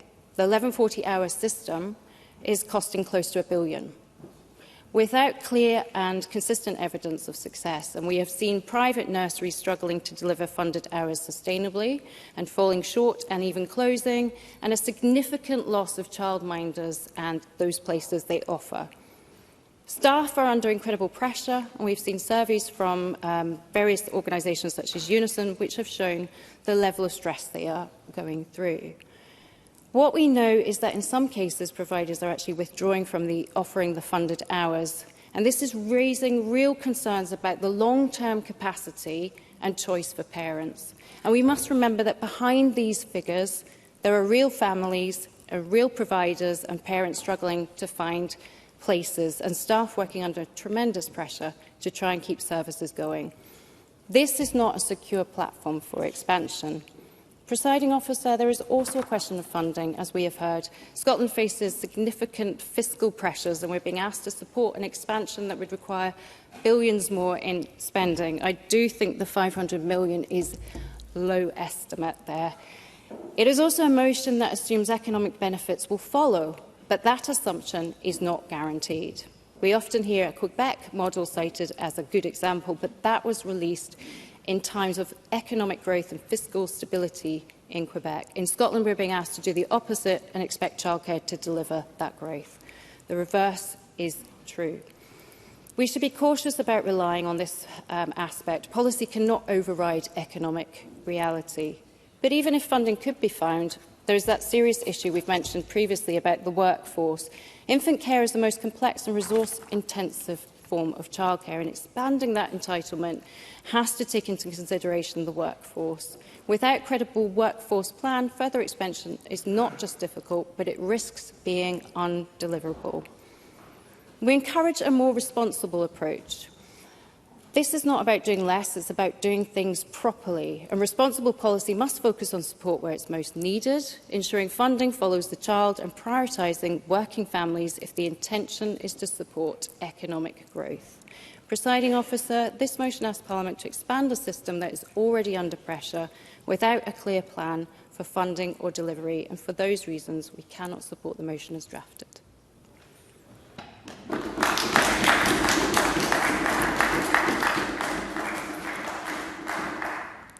We now move on to the open debate, and to make a first speech, Callum Kerr. Thank you, Presiding Officer. What an honour it is to have the opportunity to speak in our national parliament. Not least as the representative for Midlothian South, Tweeddale and Lauderdale, the constituency I was born in and have called home for most of my life. Now, before I come to the very important subject of this debate, I want to pay tribute to my predecessor, Christine Graham. Now, she served as MSP for this area in its various forms for 27 years and as Deputy Presiding Officer of this Parliament. She was a formidable and determined champion for her constituents. She always put people first, taking no prisoners to get results for them, even occasionally on her own side of the political aisle. She is and will remain a patriot and a champion for Scotland and for independence. I am grateful for her support and I wish her well in her retirement. Now, I wholeheartedly support this motion. The case for expanding childcare is clear and from the introductory remarks is in safe hands. I've heard it on the doors for the best part of a year, from parents from Peebles to Pennycook, Galashiels to Gore Bridge, and from the charities and providers who work with them. I've also been brought up in a household where childcare was a truly valued part of working life. My dad was a teacher. My mum, Grace, trained at Bernardo's, became a nursery nurse, a nanny, ran her own playgroup, and then built and ran her own nursery, first nursery in Peebles. All three of my children went through it. Now, I don't claim to be an expert, but I have been steeped in the importance and value of good professional childcare, in the value of those delivering it, and in the reality that they sometimes can feel undervalued. When we announced this policy during the campaign, the response from my constituency was instant. Parents welcomed the ambition and they had questions on the how, the when, and whether it would fit their specific circumstances. The sector immediately got in touch, raising practical concerns about delivery and the workforce who would have to carry it. Our manifesto has given us the ambition and has committed funding. The opportunity now is ours to seize. Two stories from the constituency. One of the challenges parents are facing, one of the good practice that we can build on. In rural areas in particular, there are fundamental gaps in provision. A constituent in Galashiels wrote to me during the campaign.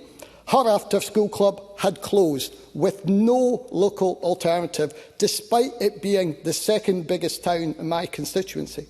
She now pays £10 a day in taxi fares to get her child to a club in Melrose so she can keep working.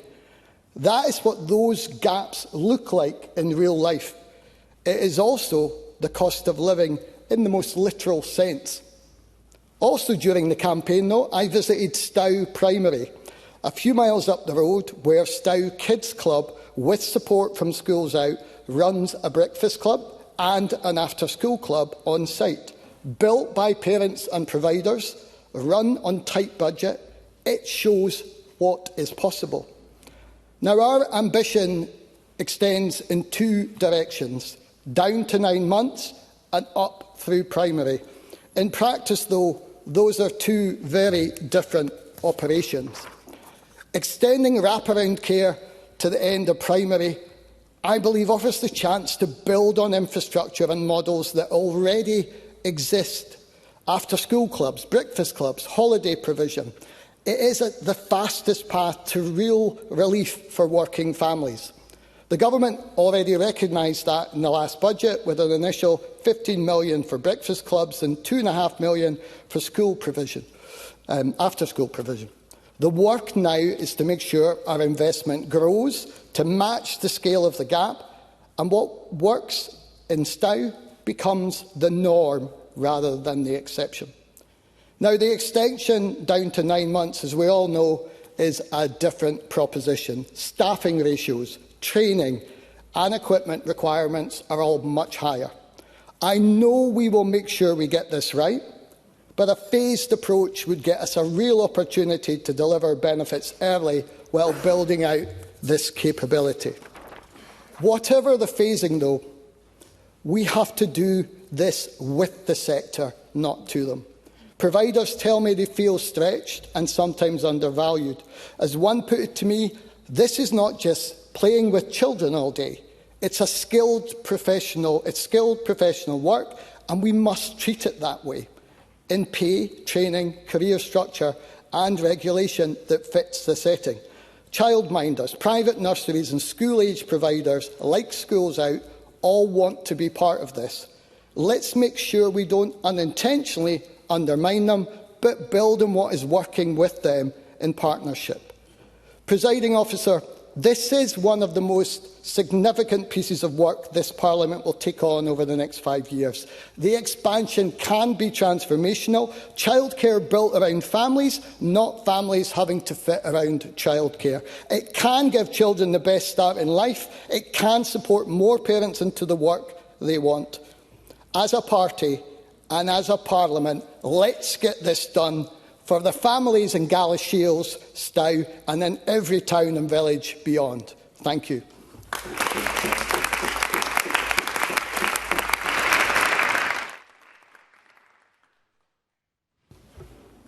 Our next speaker will be Claire Baker, to be followed by Bob Doris. I call Claire Baker, who has 7 minutes, but we do have time in hand. Claire Baker.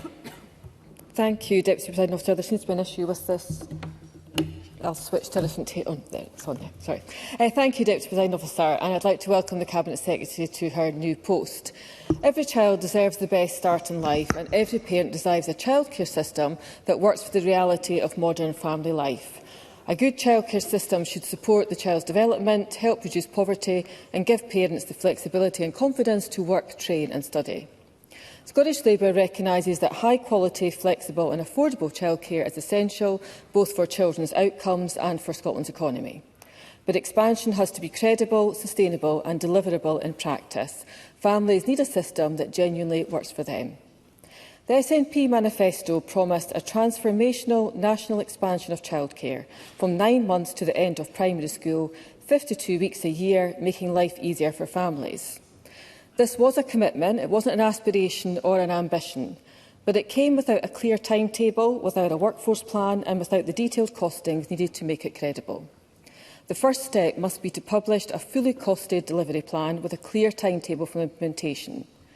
We are just beginning this Parliament session, but we know it is one where fiscal responsibility will be more important than ever.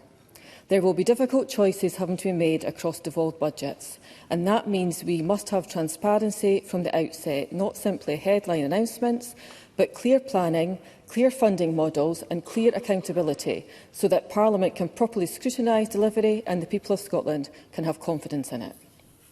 Ahead of the election, the now Deputy First Minister promised an additional £500 million in childcare funding.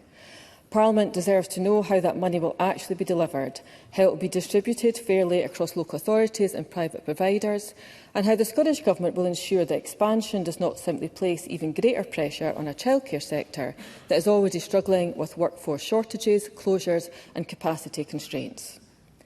Because the reality is that the current system is already under strain. Parents are struggling to access places. Private and voluntary providers warn that the funding model is unsustainable. And in some parts of the country, parents cannot even secure their third choice of nursery because of shortages in provision. The briefing we received from COSLA ahead of this debate outlined some of the pressures there are on current funding and the consequences of the tension between choice and quality. It also makes clear the need to ensure that the current model is suitable and sustainable in terms of both resource and workforce before any further expansion can be considered. Talk about expanding entitlement means little if families already cannot access the places they are promised. Any expansion of funded childcare relies heavily on the private and voluntary sector increasing capacity.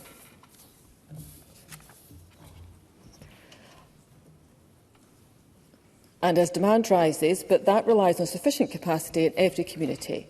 Without that, families are left frustrated, providers are stretched, and inequalities deepen between areas where provision exists and areas where it does not. We also need to have a full discussion about the purpose of childcare and early years provision. Is the primary purpose childcare that enables parents to work, or is it nursery education, which focuses on children's development and early intervention? And how do we ensure the system supports vulnerable families, including eligible 2-year-olds, where parents may not currently be in work?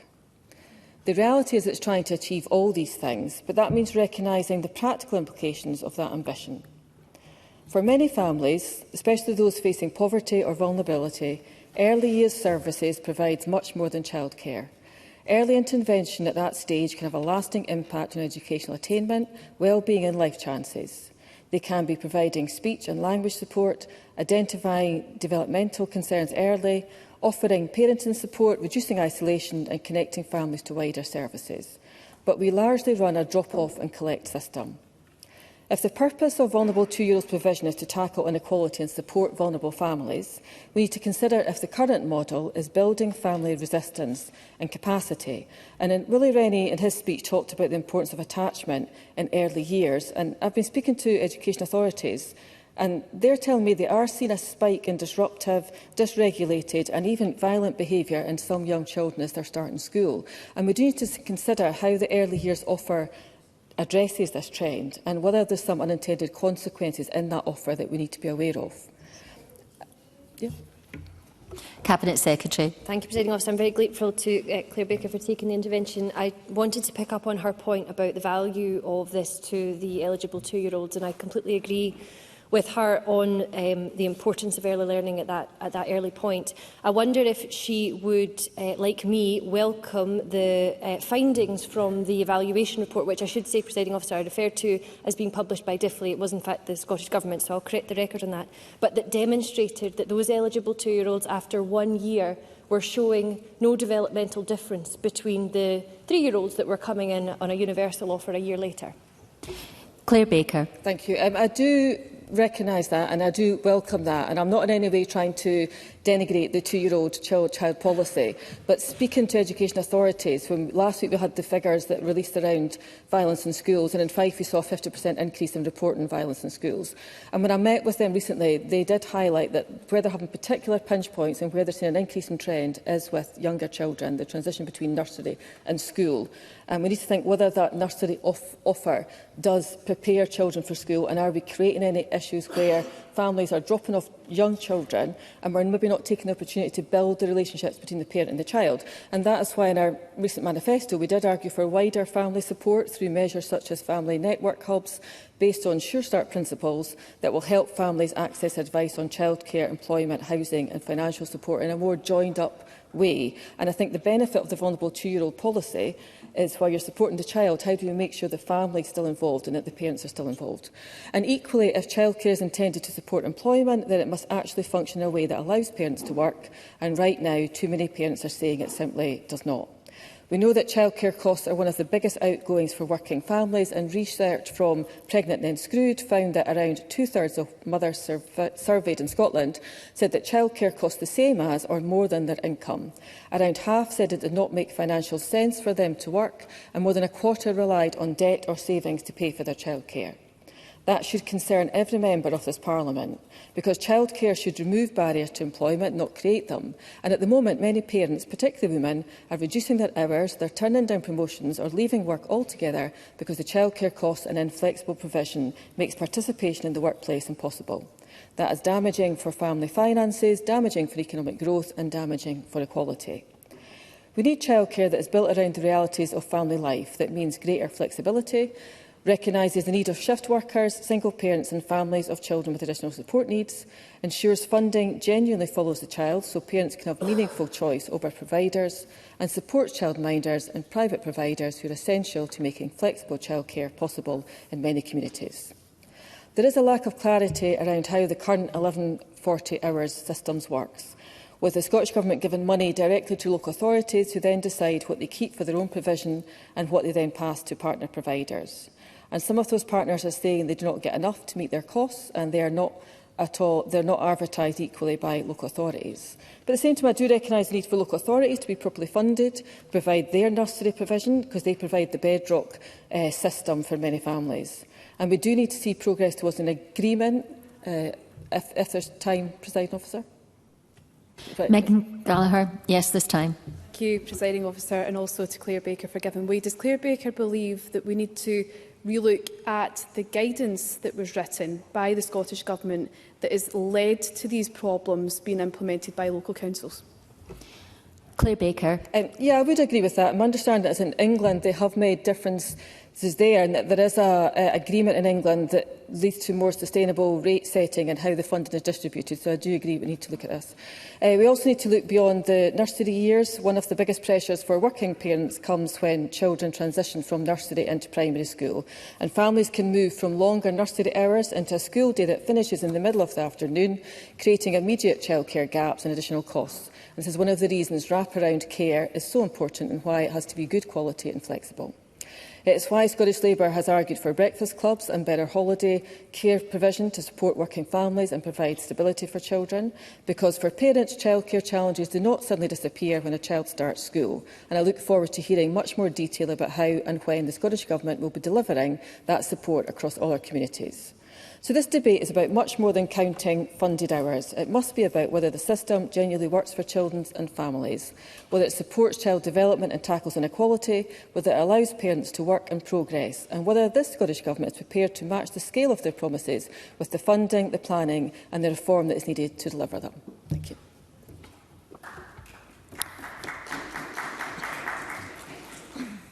Bob Doris, to be followed by Patricia Gibson, and we do still have some time in hand.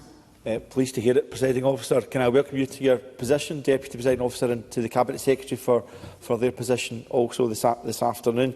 Presiding Officer, this may surprise you, but this is by no means my first speech in this place. However, it will be my first speech as the MSP for Glasgow, Kelvin and Màiri Hill, given the substantial boundary changes which were put in place ahead of the 2026 Scottish elections. It was a privilege to represent areas such as the Garngad, Springburn and Milton, which now passes on to Ivan McKee MSP. And I look forward to continuing to represent my constituents across the wider Màiri Hill corridor, however, and now many new communities formerly part of the Glasgow Kelvin seat. The real reason, though, for mentioning that, Presiding Officer, is it allows me to mention Glasgow Kelvin. And I want to pay tribute to CoCab Stewart, who was the MSP for Glasgow Kelvin from 2021 up until the election. CoCab was the first woman of colour elected to this place and served diligently as both a hard-working constituency MSP and as a Scottish Government Minister. CoCab will be a loss to this Parliament.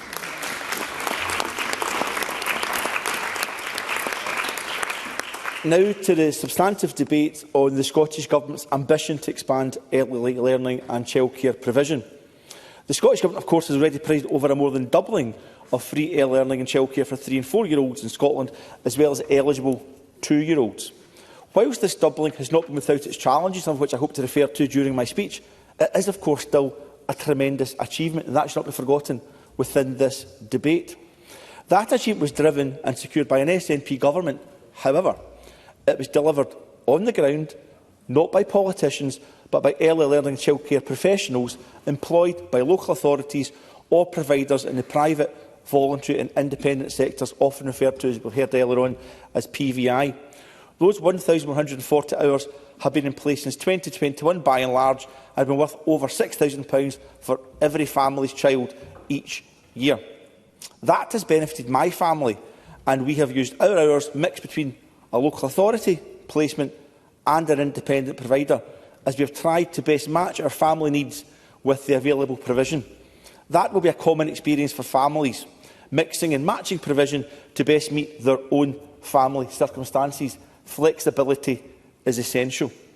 The Scottish Government are, of course, aiming to move towards year-round childcare provision from 9 months old up until the end of primary school. It was a central manifesto commitment.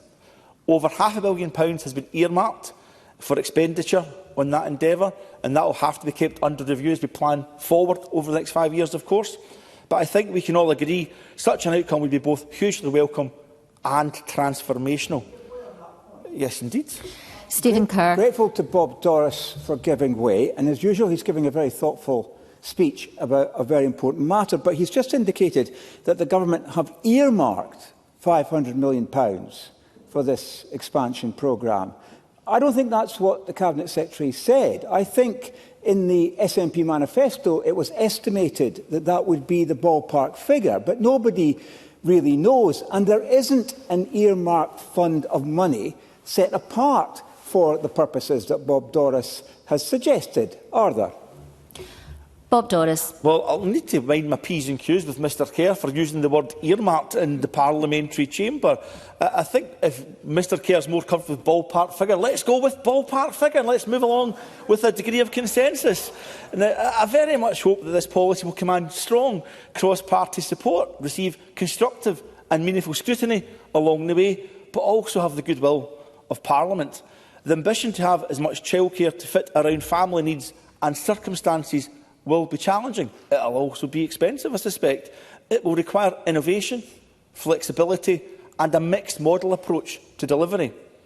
Our councils will and must remain the cornerstone to successful delivery.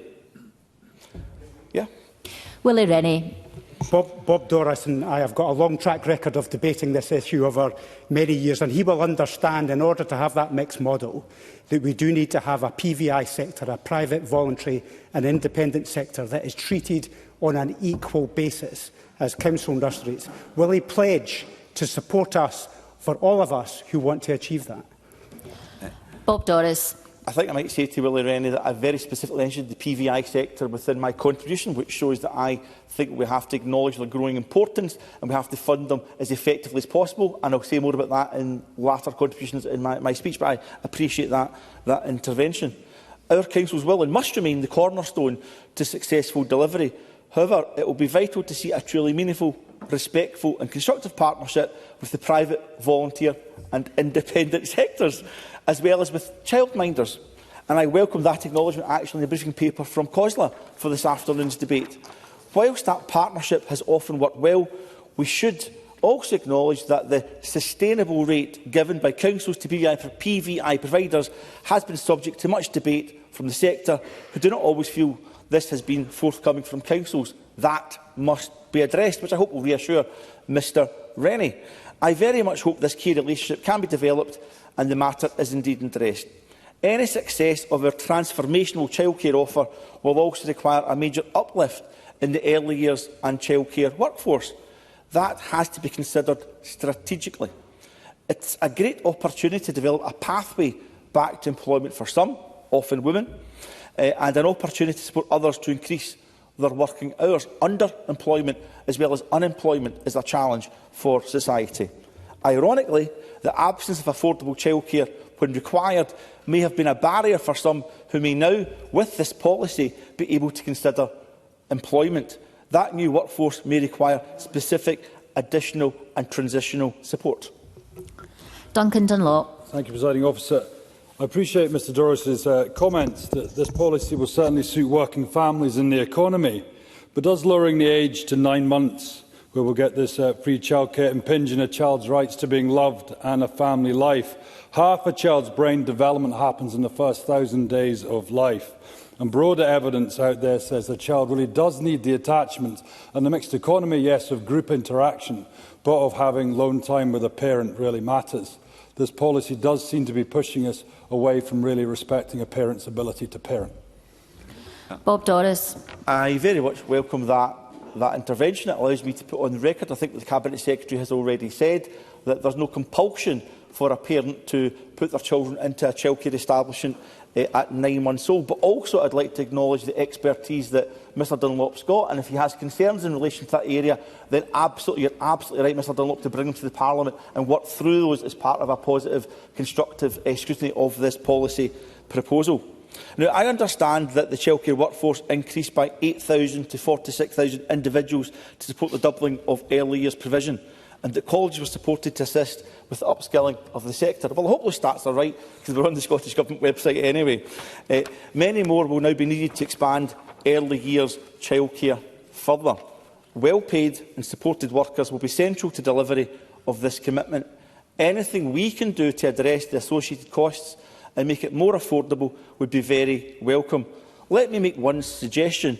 Perhaps the Scottish Government could reach out to the UK Government to look at changing rules over employers' national insurance contributions when employers seek to expand their early years workforce. Such dialogue and potential cooperation between the Scottish and UK Governments should be the norm and supported cross-party in this place, irrespective of our constitutional positions. And I hope on those kind of things we can start to make some common cause. After all, moving someone into employment or providing someone with further hours reduces the benefits bill, it bolsters the tax base, and it is a better outcome for all involved. The cost to an employer, however, for NI contributions could cost as much as £2,800 each year. I want to say a little bit in closing about wraparound childcare and all-year-round childcare for young people of primary school age. Breakfast clubs, after-school clubs and holiday clubs have been a mainstay for many years now. Some provision will look like a more traditional after-school club, and there's also the growth of an emerging additional provision based around different activities such as football and dance, particularly provided in the summer holidays. In my constituency, I am lucky to have various providers such as Summerston After School Care, Maryhill Mobile Creche, Achieve More Scotland and North Kelvin Sports, to name just a few. There are huge opportunities to expand provision in exciting and innovative ways. However, it will also have to be coordinated, both in terms of how and when delivery will take place, but also with regards to funding, which can come from different pots of cash. For instance, the SFA's Extra Time Initiative partnership with the Scottish Government. Local organisations offering different opportunities and models of delivery, often with very different cost bases, it has to be said, must be seen as partners and not competitors. Planning will be crucial. Given the time I've taken up, Presiding Officer, I'll draw my remarks to a close here, but I hope we can come together as a Parliament and deliver this transformational Scottish Government policy. Thank you, Mr Doris. You've helped us make up time. Patricia Gibson, to be followed by David Smith. Thank you, Deputy Presiding Officer, and I congratulate you on securing your place. I am delighted to speak to this motion in the name of Màiri McAllan. These proposals are radical and will take some time to fully come to fruition, but they must be welcomed for the support that they will deliver for our young families. Early learning, nursery education is extremely important because all the evidence shows that children who benefit from early learning in positive settings, such as a nursery, tend to have better, longer-term successful outcomes. It's also important not just in supporting young mums into work, but in ensuring that young mums already in work can stay in work. So well-funded, flexible childcare is good for parents, it's good for children, and it's good for our economic growth. But I think at this point it's important to say that many mums, and I say mums because most of the child caring does fall to mums, let's remember that most mums would love to have the opportunity to stay home and be full-time carers for their children. But too often, that's not financially viable, although that too is work. We all know that childcare is extremely expensive, and what we don't want to see is a situation where a parent has to stop working because the cost of childcare that meets the needs of the family is prohibitive, and I'm pleased that the Cabinet Secretary addressed that point in her remarks. The 1140 hours of high-quality childcare which parents can access, worth up to £6,000 per year per eligible child, is welcome. But I am delighted that the Scottish Government is going further to reflect the needs of hard-pressed working parents. Like others, as we've heard today, I also have spoken to parents who found that returning to work full-time after maternity leave posed practical and financial difficulties that the current system does not address. So, the SNP commitment, the transformational offer of year-round childcare from 9 months old until the end of primary school, backed by over £500,000 of new investment, will be a real boon to those parents and to all working parents and parents trying to get into the workplace, perhaps after a period of absence or perhaps even for the first time. And it will help them to find the appropriate and affordable childcare. It will help them deal with that problem that they face on an ongoing basis. We're aware, anecdotally, of parents who find the current childcare arrangements simply doesn't have the flexibility built in that they need. A new system which will fit around families instead of families having to fit around the system, including cross-border childcare placements, is exactly what working parents have been asking for. And I am pleased that in the early days of this new SNP government that the Cabinet Secretary for Education is announcing these new plans, and I know that will hearten many parents who have been struggling. And I am sure the Cabinet Secretary will make sure that the current providers are part of conversations as this initiative is rolled out. Of course, capacity, as we've heard, is an issue, and I know the Cabinet Secretary is mindful of building workforce capacity in the early learning sector to deliver this childcare commitment. And perhaps we could have a little bit more detail on that, how this might work and what the timeline might be. And I agree with the comments made earlier by my colleague Callum Kerr that very often early learning education and childcare is undervalued as a service. And unfortunately, that's just the world that we live in. So I wonder if the Minister or the Cabinet Secretary has given consideration about what might be done to further professionalise that important sector. This is all part of a wider package of measures, and I'm glad to see that this is taking place. And it's good to see that provision has been made for improved wraparound activities to expand after-school clubs. This isn't just good for further supporting children's social skills, it also has a vital role to play in developing children's confidence and offers them more options than, unfortunately, sitting in front of a screen. Anything that takes children away from screens, anything that takes them away from social media is good for their mental health. Living in the real world, making and mixing with friends, discovering and developing hobbies and latent talents helps foster happy, healthier young children who will have much more positive outcomes and much better mental health. And if you'll indulge me, Deputy Presiding Officer, I want to say a word about the expansion of the breakfast clubs, which is all part of this larger package of measures, a universal offer by August 2027. We all know that hungry children do not learn well, and making sure a healthy, nutritional breakfast is available is a key aspect of raising attainment and working to level the academic playing field for young people. This, together with free school meals for primary children up to primary 5, the Best Start grant, which helps parents equip their child with essentials for the new school year, the school clothing grant alongside the Best Start food payments, not to mention the Scottish Child Payment, all helps to ease the financial burden on families during these difficult times. Now, I know that free school meals for all primary school children from primary 1 to 5 took time because you have to build capacity. But I wonder if there's any further detail that can be provided about when the offer can be extended to include primary 6s and 7s. Taken together, the commitment of this government to our young people and the focus on supporting household budgets, which remain under such pressure, this level of support is unprecedented. Now, as someone who grew up in deep poverty, I can barely imagine the impact this kind of support would have had on my childhood and that of my siblings had it been available. The measures being taken by the Scottish Government to support families is not and should not be considered a silver bullet, but what it will do is chip away at the barriers that too many young people face, level the playing field just a little bit, incrementally helping them to reach their potential and develop their talents by removing some of the everyday barriers and access to early learning, making sure they have access to nutritional food in school, making sure they have a new school uniform for the new school year, making sure they have the essentials they need.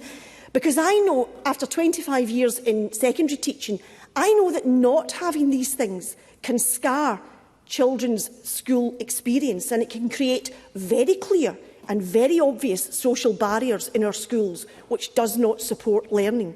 So I very much welcome these proposals and the support for families they provide, and applaud their early inclusion for funding in the 2026-27 budget.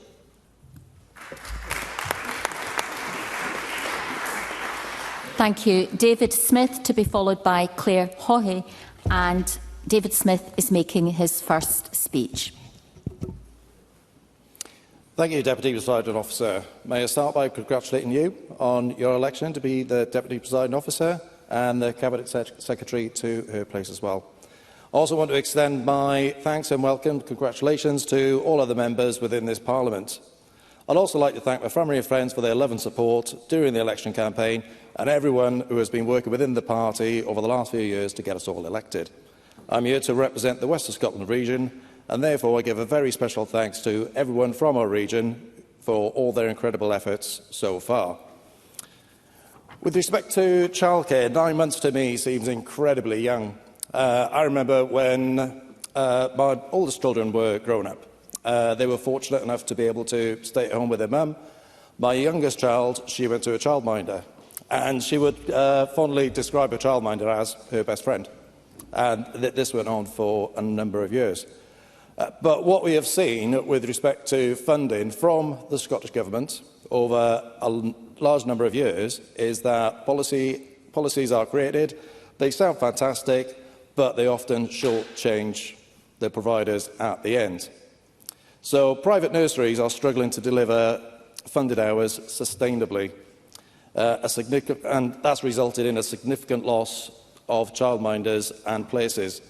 And staff are under incredible amounts of pressure, and many of them are leaving the sector. So I have a quote from the National Day Nurseries Association saying that 7 out of 10 private and third sector nurseries in Scotland say the rate for 3- and 4-year-olds, hourly rate, which is the 1,140 hours we've been talking about, does not cover their costs.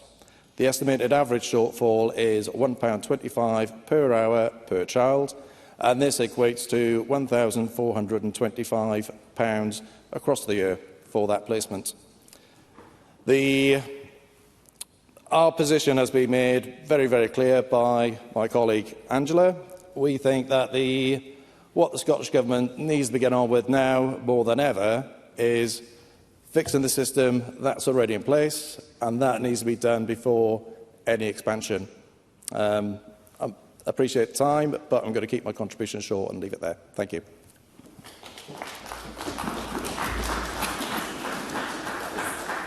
Thank you. I call Claire Hockey. Thank you, Deputy Presiding Officer, and can I welcome you to your new role, and also to the Cabinet Secretary and Minister. And as this is my first speech of this session, I'd also like to give my thanks to the people of Rutherglen, Cambuslang, Halfway and Blantyre. This is the third time that they have elected me to this place, and it's an honour and a privilege to continue to serve my home community. I'm delighted to have the opportunity to speak in this important debate. All of us know that a child's earliest years are the most crucial for their development, and high-quality childcare can act as a critical catalyst to provide the cognitive stimulation, social interactions and emotional scaffolding needed during the formative years. Early years environments are where first friendships blossom, curiosity and independence are encouraged and developed, and opportunities to learn and grow are provided and nurtured.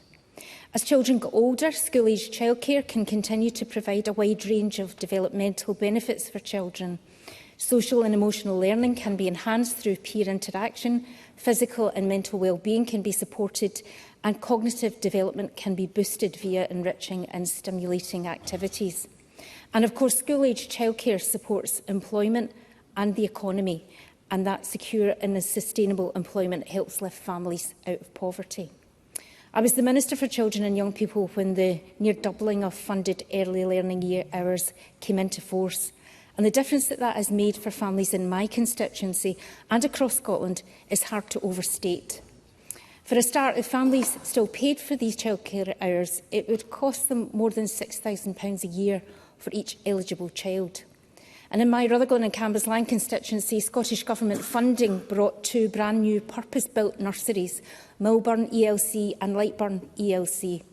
And like all the providers in my constituency, they sit right at the heart of the communities that they serve and provide high-quality learning environments. On my last visit to Lightburn ELC, it was a gloriously sunny day, and children were making the most of the carefully planned and curated outdoor play resources. I spoke to staff about projects relating to their mission to create a nurturing, rights-respecting environment for the children in their care. and it's a wonderful environment with highly qualified and expert staff. Presiding Officer, the 1140-hour expansion, including the construction of brand new facilities like those in my constituency, took place in an extremely difficult context, that of a global pandemic, Brexit and periods of historical high levels of inflation, all factors which undoubtedly had significant impacts on national government, local government and the childcare sector as a whole. And the Scottish Government took action to support the sector, for example, by providing over £35 million of dedicated financial support during the pandemic and by providing 100% rates relief to day nurseries. Ultimately, the expansion was as successful as it's been because of the combined efforts of the Scottish Government, local government and the childcare sector. Infrastructure projects were completed, the ELC workforce was significantly expanded, and local authorities and PVI providers worked together to offer flexibility to families in time for the statutory implementation in August 2021. By that time, all eligible families were able to be offered funded places, a hugely significant achievement, particularly when so many capital projects were required to meet the need.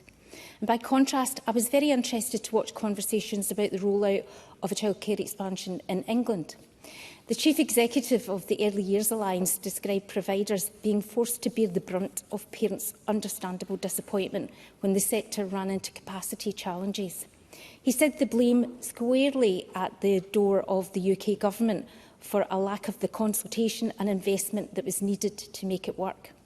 It's always been a key plank of the Scottish Government's childcare plans to ensure that the delivery of our priorities is supported by a sustainable, diverse and thriving sector. The development of new entitlements, such as those we're talking about today, must and will be done hand in hand with existing providers, local authorities and parents and carers, conducted at a sustainable pace, mindful of the existing landscape and based on a robust evidence base. And I'll take Mr Mara's intervention. Mr Mara. I thank the member for giving way. Does she share my concerns that in the initial costings that seem to be set out for this policy, it's based on a lower level of uptake than it has been equivalent in the rest of the UK? So for the early years, the very earliest of years, we are assuming on the development of the costings for this policy there will be a lower uptake in Scotland than in the rest of the UK. Does that cause her some concerns? I thank Mr Mara for that. In fact, it's really interesting listening to this debate because we've heard arguments from both sides of the chamber about 9 months is too early for children to be going into childcare. I know Mr Mara is worried about that the costings are not correct. I'm sure the Cabinet Secretary will take all of this into account in our discussions with the sector, with COSLA and local authorities as we move forward. But I have no doubt there will be challenges on the way, but they have to be worked through as we progress this offering and this expansion of childcare, not only to the early years but also to the later years into primary school. The Scottish Government, working with its partners, has already done this through the delivery of 1140 hours, and we've put in the hard graft and we've built the foundations to do it again. And we've continued to make progress supporting the creation of new childminding businesses and investing in wraparound care. Around 7,000 children and families most at risk of living in poverty now benefit from school-aged childcare programmes. And today we're not starting with a blank slate. We're building on a knowledge base, have already considered the frameworks needed to grow the capacity and support the sector, and are building on the framework of engagement to make sure our commitments reflect the needs and views of children, families and our communities. Sorry, I thought someone was trying to intervene on me there. Apologies. Presiding Officer, things are tough out there for families. I'm proud that the Scottish Government's record of doing this can support them through tough times caused by factors such as the pandemic, Brexit and the cost of living crisis. Every child in Scotland deserves the best start in life, which is why we're committed to eradicating child poverty and giving families the support that they need. We've delivered ambitious, successful changes in the ELC sector before and in childcare. It's made a huge difference to families across our country, and I'm confident that we're ready to do it again.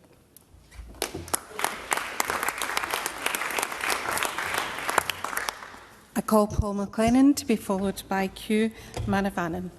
Thank you, Presiding Officer, and can I welcome you to your position and the Cabinet Secretary and Minister to theirs.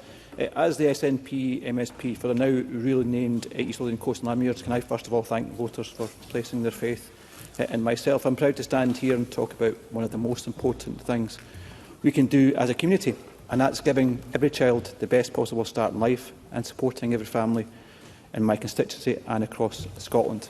When I spoke to the many parents during the election campaign in Preston Pans and Dunbar and North Berwick, Harrington and Longniddry, and of course across rural communities in Lammuirs, the same things came up time and time again. The cost of living, the juggle of work and family, and the desire to give our kids every opportunity. That's why the SNP childcare expansion matters so much to East Lothian families. Now, I'm going to show my age here. Like so many others in the past, I had to rely on grandparents to help bring my kids up. It was tough bringing kids up then, and it still is now. But we've already delivered a transformation. The Scottish Government doubled the funded early learning and childcare entitlement to 1140 hours a year for every year for 3 and 4-year-olds and eligible 2-year-olds. That's around 30 hours a week during term time, and it's real practical help worth thousands of pounds to the average family every single year. We've heard the figure of £6,400 being mentioned. In East Lothian, our council and local providers, nurseries, childminders and community groups have worked hard to make this flexible and high quality so it fits real family life. And just next week I've got a meeting with the council where I'll be discussing this very issue. Now, in East Lothian, this will involve capital investment into buildings, as it did with 1140 hours, resource investment into staff, and of course, recruitment and training of staff. And we've heard the importance of the PBI sector, and I think that's worth mentioning and continue to worth mentioning as we look at further expansion. The Cabinet Secretary. Yes, of course. Mr. Kerr. Paul McAllan for giving way, but does he not acknowledge, because I'm listening carefully to what he's saying about the situation in his own constituency, but doesn't his experience reflect the experience, for example, of Callum Kerr, who gave a very thoughtful speech, and indeed Patricia Gibson, when they identified the gaps there are in the provision that's available currently, and also the lack of flexibility for working families? On that point, and I think one of the key things to be touching on is about co-production, and that has to be with the sector, but it also has to be with parents and other groups in terms of that. But I'll come on to that point later on in my speech, Mr Kerr. So as I said, that includes working with the PBI sector, and the Cabinet Secretary has highlighted other areas of discussion that will be part of the process moving forward, and I think the co-production is an incredibly important part of that. Now, I've seen the difference 1140 hours makes. I've heard it on the doorstep. I heard it on the doorstep many times during the campaign, as I'm sure we all did. Parents who can now return to work or study with confidence, mums and dads who have that bit more breathing space. One of the important things as well, of course, is children who are thriving in a nurturing environment, learning through play, making friends and getting ready for school. This is despite the progress of obviously the challenges we faced over the global pandemic a number of years ago. So what does this expansion mean? Of course, the SNP will deliver the next big leap. It's a transformational expansion of childcare from the 9 months right through the end of primary school. It's available 52 weeks a year. And that means wraparound care before and after school, breakfast clubs we've heard about, holiday provision, and proper support for childminders and all type of providers. Coming back to the point that Mr Kerr mentioned, we're backing this with a ballpark figure of £500 million investment. For East Lothian Coast and Lammuirs, this is huge. East Lothian and Coast and Lammuirs is one of the fastest growing areas in Scotland. Young families are choosing to settle in East Lothian because of our schools, our coasts, our communities and our quality of life. But many parents still face real pressures. That's commuting into work, and of course we have to have that flexibility when some trains are leaving at 7 o'clock in the morning, not getting back to 6 o'clock at night. It's working in local tourism, it's agriculture or it's small businesses, or simply just trying to make ends meet. So this expansion will be a game changer. It's a parent in Dunbar and East Lothian who spoke to me saying, able to go back to work when their 9-month-old will get high quality living care. Families in Preston Pans with primary age children no longer scrabbling for expensive after school arrangements. Working mums and dads across Longniddry able to balance out career and family without losing out financially. And better support families for families with additional needs and more flexibility for everyone. Of course, this isn't just about childcare, it's about tackling child poverty, it's about closing the attainment gap, and it's about supporting women back into work or training, and it's about growing our local economy. For far too long, lack of childcare has been a blocker on economic growth. On the alternative, if we can look at increasing childcare, this is obviously going to be a help growth in our local economy. High quality early learning helps every child, especially those who need it most, to develop socially, emotionally and cognitively. We know that delivery is key. This is a fundamental in times of tight fiscal management. That's why there's already been £1 billion a year investment in the current programme and worked in partnership with local authorities to pay staff the real living wage. Now, as a local MSP, I will continue to work closely with East Lothian counselling providers and parents to make sure this next phase is delivered smoothly and sustainably here in our communities. The next phase must be delivered in partnership with parents. It must be a model of co-production. East Lothian Council brought changes in last year and it highlighted the need for closer cooperation, and I pledge to continue working with parents' reps moving forward. So to the parents and carers here today, I see the demanding work you do every single day. The SNP is a party that has consistently put families first. We delivered 1,140 hours and now we're ready to go further. Flexibility and capacity is key, as we've all heard today. To everyone else in East Lothian Coast and Lamures, the Government will deliver the big ambitious changes that will actually make life better. It means continuing the progress that is already transforming lives across our towns, villages and countryside. Together, in this Parliament, let's make East Lothian and Scotland the best place in these islands to raise a family. Thank you.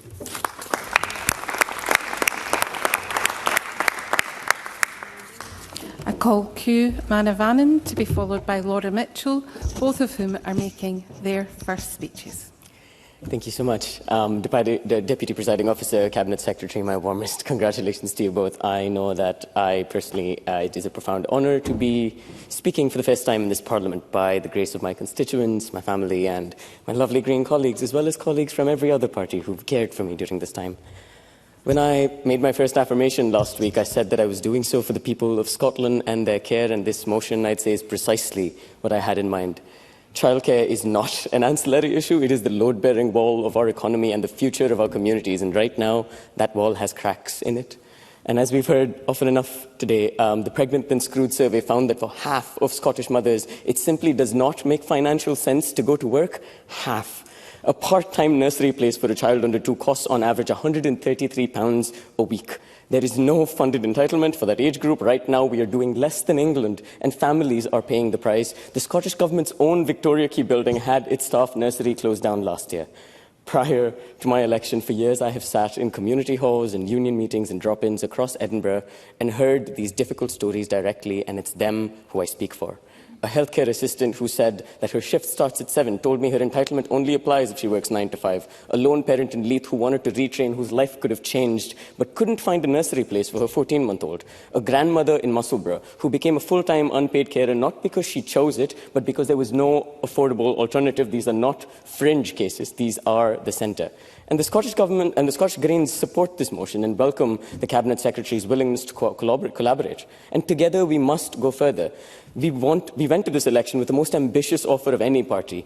1,140 funded hours for all 2-year-olds, regardless of working status, and 570 hours for every child from 6-month-old. Not means-tested, not conditional, but universal. Because conditionality too has costs. Administrative overhead, take-up gaps, cliff edges that cut family off the moment a parent's hours change. 26 of Scotland's 32 local authorities report gaps in provision. And in 19 of those, gaps fall specifically on 1- and 2-year-olds. Universality is not charity or generosity, it is cost efficiency. And on cost, and we know that the affordability argument has come up ample times today, and yes, full expansion is expensive, but expert groups and economists have shown that early years investment produce the highest economic return of any stage in the education system. Removing childcare barriers for parents will add hundreds of millions annually to the Scottish GDP if paired with adequate employability support. A funded entitlement that only works 9 to 5, term time only, is not a real entitlement. 43% of mothers in Scotland work part-time on shifts on evenings. We know this. Any expansion must include flexible delivery, childminder networks, community settings, extended hours, or it will only work for some families and not others. The question is thus not whether we can afford to do this, but whether we can afford to keep not doing it. And alongside bridging this disparity that we've discussed between the PVI and LA salaries, we cannot expand childcare without fixing the wider workforce crisis that exists in education, health and social care sectors, which will determine whether any of this is deliverable in the first place. Presiding Officer, 4 in 5 care workers are women. A high proportion are also international workers, comprising 32% of the average social care organisation's workforce. For some organisations who responded to the Scottish Care survey, reported that international workers are covering 90% of shifts. Too often, their work is devalued and an afterthought. Indeed, some respondents to this survey, some organisations working in exactly the spaces we're talking about today, said, I quote, British nationals do not want to work in care, which is a damning indictment on both the state of the care work sector and our treatment of British women and immigrants alike. And these are the people that the care system depends on. And they are disproportionately excluded from the entitlements we are debating today, by non-standard hours, by eligibility rules tied to visa status, by a system not designed with them in mind. We need fair work conditions, a sectoral pay agreement, a funded training pipeline, and I would ask the Minister, when she closes, to give the Parliament an update on when the workforce strategy will be published. Presiding Officer, as every member of this chamber has been violently informed over the past few weeks, I am an immigrant, with members of the chamber calling for my investigation, deportation and removal. But when I came to Scotland, I was introduced to a version of this country that's beautiful and kind and all-encompassing in ways no other place I've ever known is. A country that believes that anyone who is here deserves the right to live a full and dignified life. And I worked for that belief, and in return I asked for something I don't think is unreasonable. I ask for a Scotland that is kind, that cares for its children, that looks after the people who need it most, that does not open every conversation about childcare with cost or market or economic efficiency, but that starts instead with what I believe every single person in this chamber actually agrees on, that children deserve the best start, that mothers deserve to be supported. And can we please begin there? Let's begin from that common ground and then work outwards towards our differences and hopefully at some point resolve them. And I do not know every member of this Parliament quite yet, and I know that, but I am choosing to believe that everyone here came to do some kind of good. And that's the Scotland I came here for, and can we please try to be worthy of it? Thank you.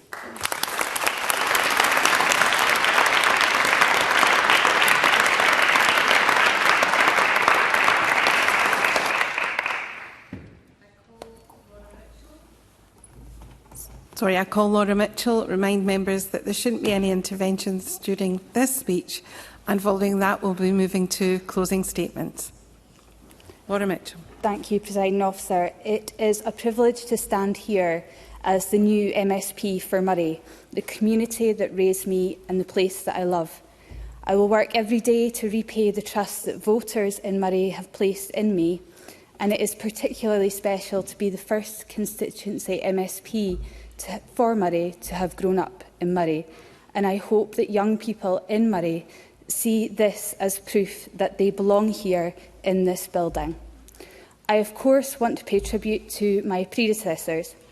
Richard Lochhead represented Màiri for almost 2 decades, served in this Parliament since 1999 and served in government under 4 First Ministers.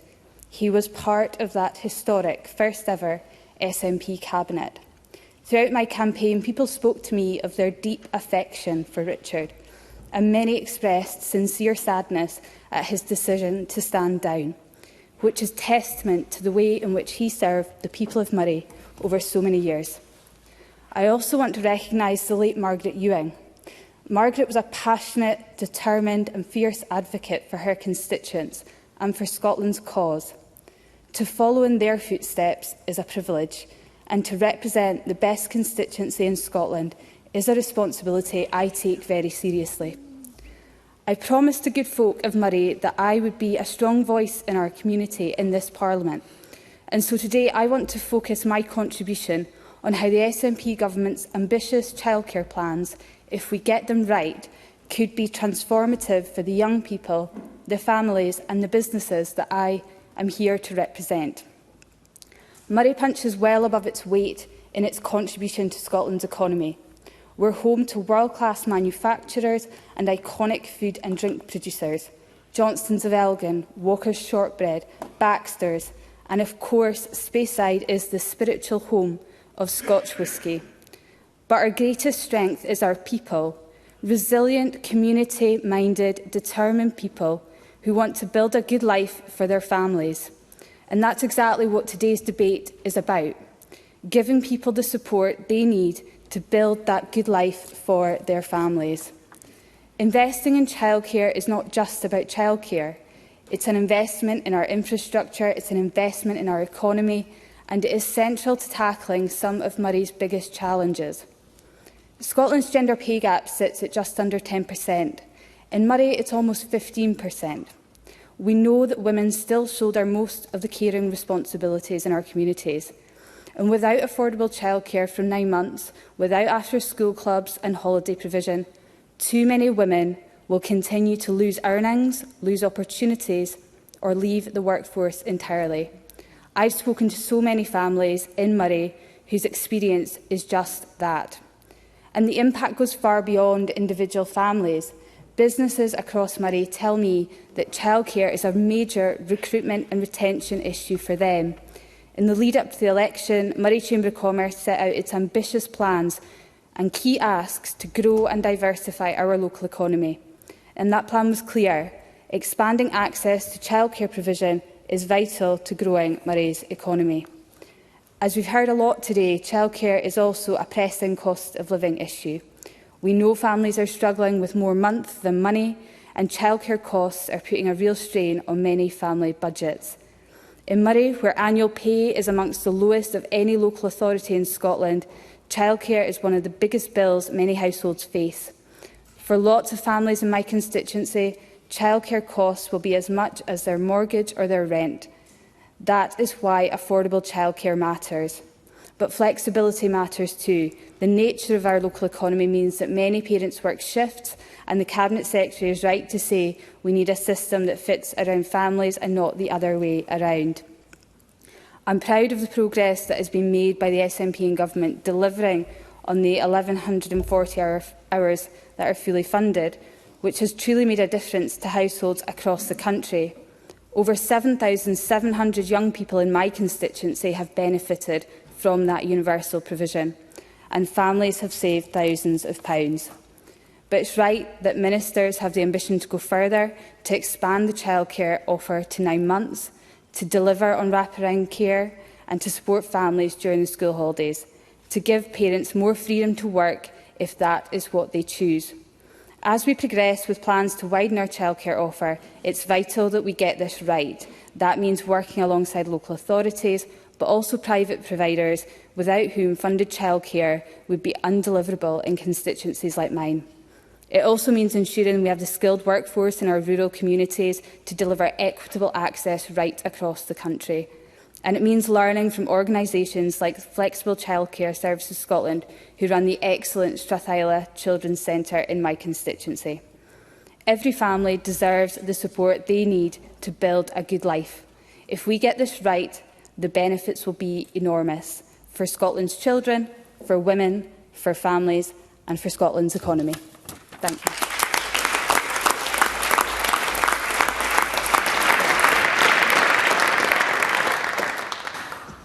We now move to the first of closing speeches, and making their first contribution, I call Yi Pei Chow Turvey.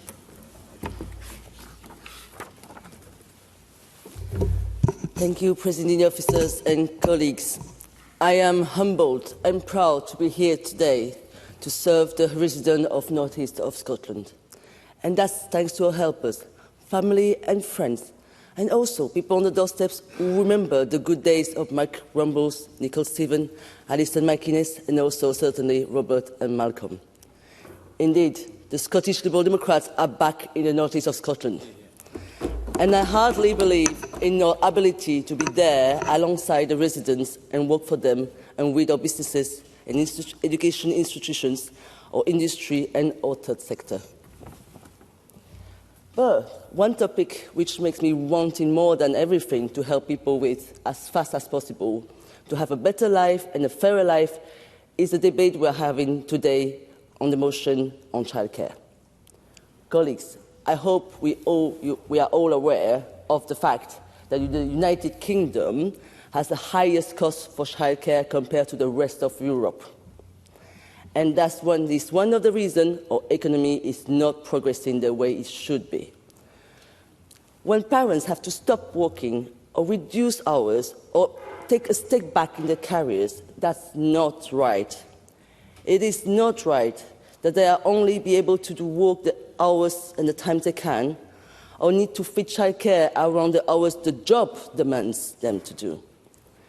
And many parents wait 3 years between children to afford the childcare, or some do night shifts and weekend shifts to take turns to cover the childcare, or some have to move closer to their relatives or make their relatives move closer to them. I was surprised when the SNP manifesto landed with the promise of free childcare or support on childcare from 9 months onward. Maybe a little bit delighted because, that's something I've wanted to see for a long time. But I also wonder why it took them so long to see the cost of childcare being a monroe in the achievement for a fairer society and help to grow our economy. Colleagues, 19 years in government, the babies born when the SNP arrive in power can have babies of their own now. No, our goals with the Scottish Liberal Democrats seems to not be as fancy and as affordable. That's because we budgeted the cost of our manifesto promises. We know, in my ward, the average cost for 8 to 5 p.m., 5 days a week, is around £1,750 without the 1140 hours. So I question the budget we have tabled for cover that childcare from 9 months. We know at the Scottish Liberal Democrats that free breakfast clubs is nearly impossible to deliver in a rural region. And any of you who work in any rural council will know that as well.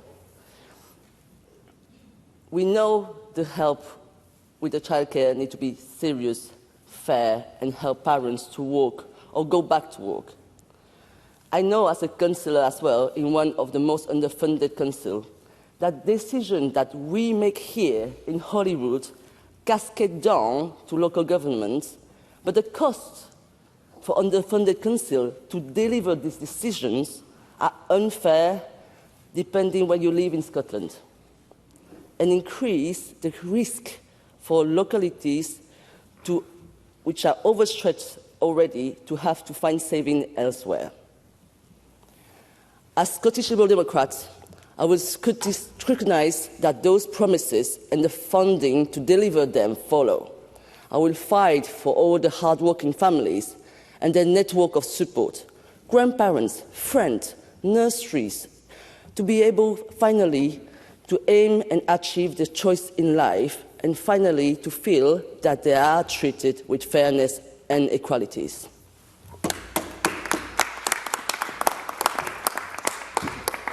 I call Stephen Kerr to be followed by Holly Bruce. Deputy Presiding Officer, I have to say that I have actually been greatly encouraged by the contents of many of the first speeches given by SNP members and Green members in this debate, because they have indeed focused on the real issues that bedog the current system we have in terms of capacity and availability and so forth. And frankly, I welcome the more scrutinising approach from the members. I specifically would mention again Callum Kerr and Patricia Gibson's speeches, because I thought they were very valuable. Because I did intervene on Paul McAllan to invite him to follow suit, but he was unprepared to do so. Can I just say to the SNP members, the government benches, it's all right to say, yeah, we've made some progress, but we can do better. There are things that we need to fix. There are things that don't quite work for everyone. That's okay. You're allowed to do that in a parliament where even I'm allowed to do that. The Deputy First Minister is encouraging me to continue in the pattern of my previous contributions in this parliament, which is to highlight when things go well, but to generally point out where we can do better, and that's what I wish to do in this speech. And I just want to say that because I believe in repentance,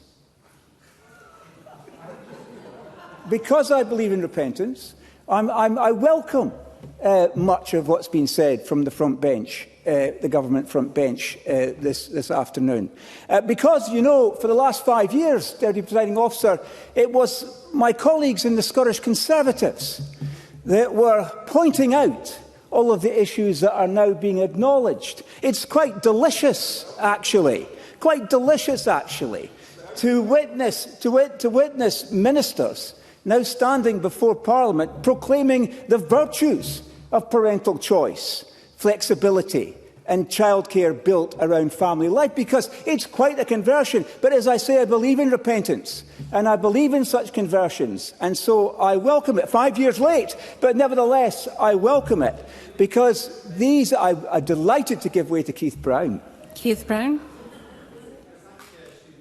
Intervention and say, on the subject of repentance, given that your party proposes a £1 billion cut to the Scottish budget in terms of tax cuts, and today said it wants to abolish LBTT, how does he propose to fund the requests that he has, and will he repent from those stupid decisions of the past?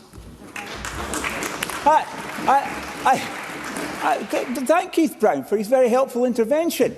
And I don't know why you were all applauding that, because frankly your government, the government of the SNP benches, has committed to a greater than £1 billion cut in the cost of the public purse. And I look forward to Ivan McKee, Ivan the Terrible, as my colleague Murdo Fraser has now christened him, to bringing forward these proposals. And at that time, perhaps, Keith Brown will repent of pouring scorn on the idea that we can do more with less. I give way to Ivan the Terrible. Call Mr McKee, and can I remind members that nicknames should not be made in the chamber. Just to help Stephen Kirby's arithmetic, anything that they're proposing on those benches, of course, is in addition to anything that we're already taking forward, and that needs to be factored in when he's considering the impact on public service funding. There's already an identified £5 billion gap in the government's sums, and so I look forward to Ivan McKee bringing forward his radical proposals for public sector reform that, as I said a moment ago, mean, and I hope he recognises that this is a valuable economic rule, that we do more with less.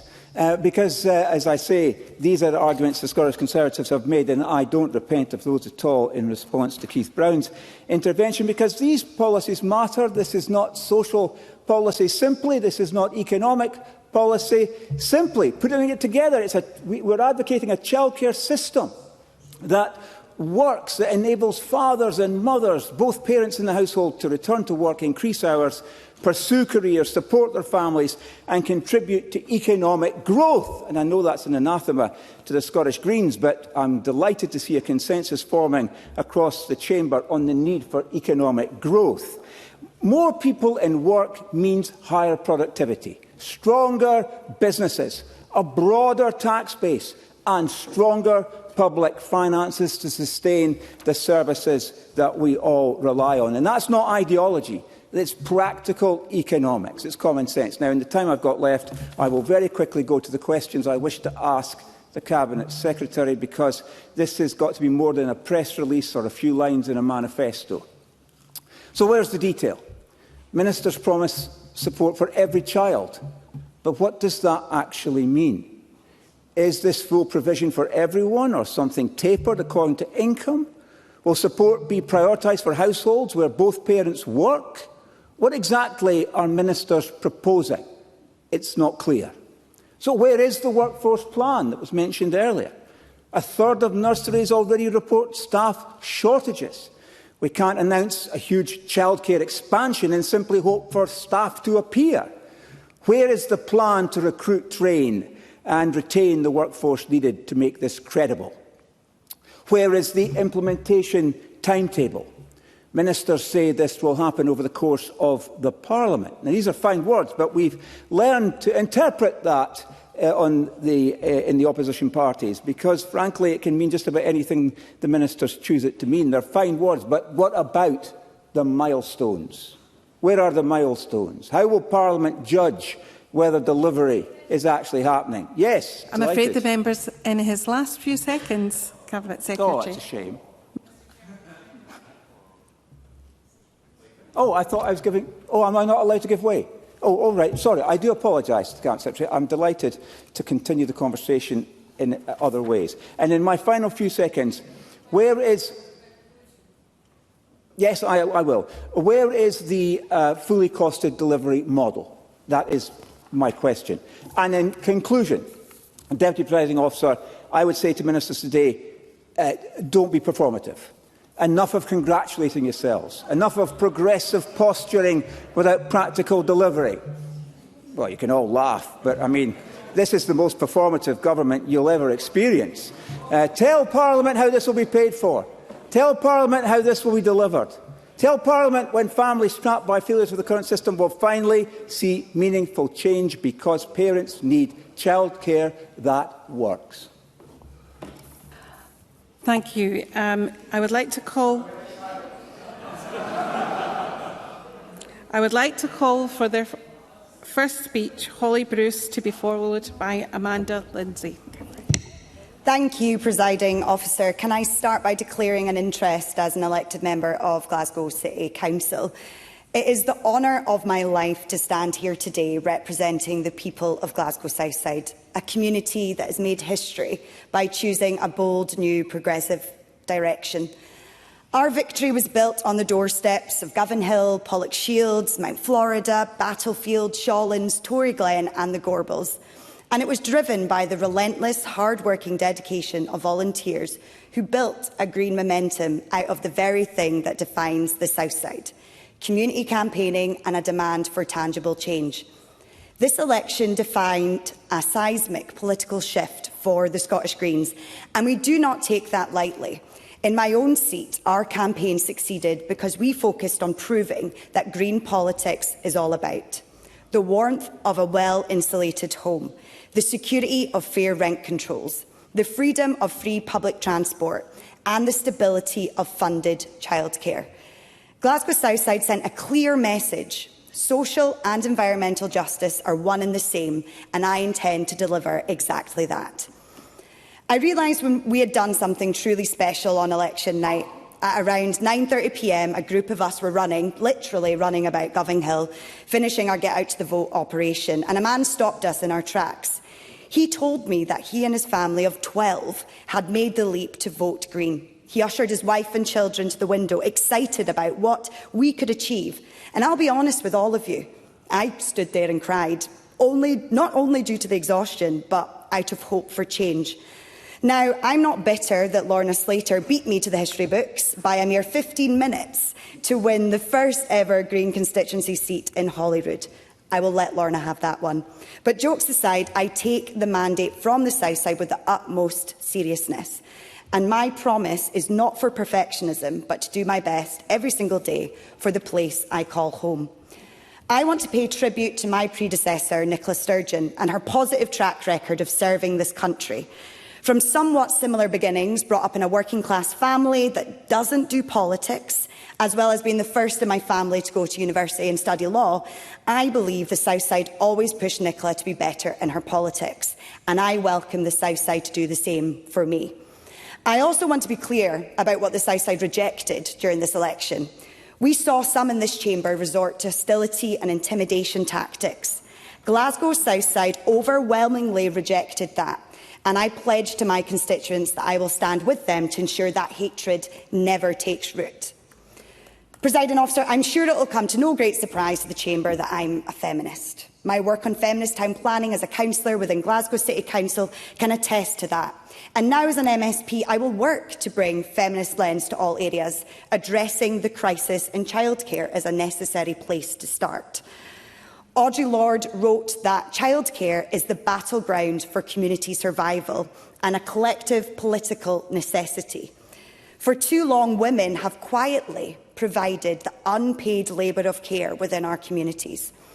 And look around this chamber, into your communities and at your own friends and family, and ask yourself, who are the primary caregivers? Whose careers are put on hold? Who do you see caring for children? And who makes up the vast majority of our underpaid and under-resourced childcare workforce? They're women. And these reflections aren't to say that men or non-birthing parents do not want to care for their children, but it helps to highlight the cultural scripts that are embedded in our society due to the system that has been built to ensure business as usual. It's time we disrupt business as usual in the interests of equality. I've spent 4 years banging the drum for childcare provision in Glasgow City Council. I've worked with organisations like Engender, the Scottish Women's Budget Group and Pregnant Then Screwed on their campaigns. I did what I could do with the powers I had, but now we must go further. Just this month, Pregnant and Screwed launched their annual summer survey. A mother in Glasgow Southside shared that it seems unfair that childcare costs so much. I've gone from being the highest earning person in the relationship to the lowest, simply because I had to go part-time and I cannot afford full-time childcare for 2 children. Many families are told to rely on informal childcare networks, grandparents, friends, neighbours, but let's be honest, in 2026 those networks are not readily available to everyone. Proximity, shift patterns, as we've heard, age and relatives, and the right of women to pursue their own career ambitions mean we cannot use family favours as a substitute for social infrastructure. We must ensure this Parliament stays family-friendly, maintaining our creche and robust family policies so that we practice what we preach. But we also must demand that the Scottish Government makes good on its commitments to fix the issue with cross-border placements and ensure that no childcare is left to a birthday lottery. And I thank the Cabinet Secretary for accepting our Green Amendment to ensure that those immediate issues facing children in Scotland are addressed as soon as possible, and I look forward to working with her. To finish, the Green momentum is here because it feels right, it feels necessary and it feels urgent. I step into this chamber not to play the game of status quo, but to dismantle the barriers facing working-class families, women in our environment. The Southside has trusted us with their historic vote. I intend to spend every single day of this parliamentary term proving that their trust was well placed. Thank you.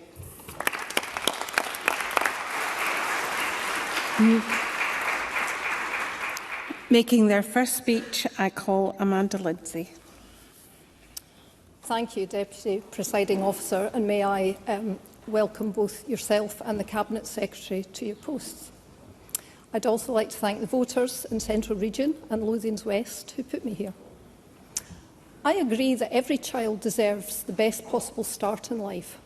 The earliest years shape a child's future, and high-quality, accessible childcare plays a vital role in tackling poverty and supporting working parents. On that, there is common ground. But agreement ends where ideology begins. We are teaching some of our youngest children, boys and girls as young as 4, that they may have been born in the wrong body. This is not kindness. It is a profound and reckless experiment with developing minds. Children who still believe in Santa Claus and the Tooth Fairy are being asked to declare a gender identity and socially transition in nurseries and primary schools.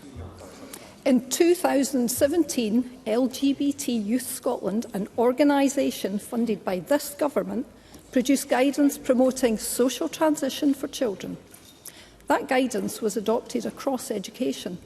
Millions of pounds of taxpayers' money have since flowed to these organisations to embed this approach.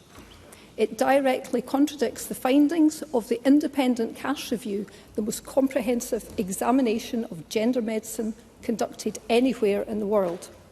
Dr. Cass was clear. There is no robust evidence for a trans child. Social transition is not a neutral act, and schools should not be leading children down this path. The consequences are now visible. Referrals to the Sandyford Gender Clinic in Glasgow exploded in recent years, with hundreds of children on waiting lists, some as young as 5. We are setting children on pathways to puberty blockers, cross-sex hormones, infertility and surgery, interventions that Cass described as built on weak evidence and poor clinical practice. This ideology has harmed women too. In December 2022, this place passed the Gender Recognition Reform Bill, which would have allowed any male aged 16 and over to self-identify as a woman without medical diagnosis.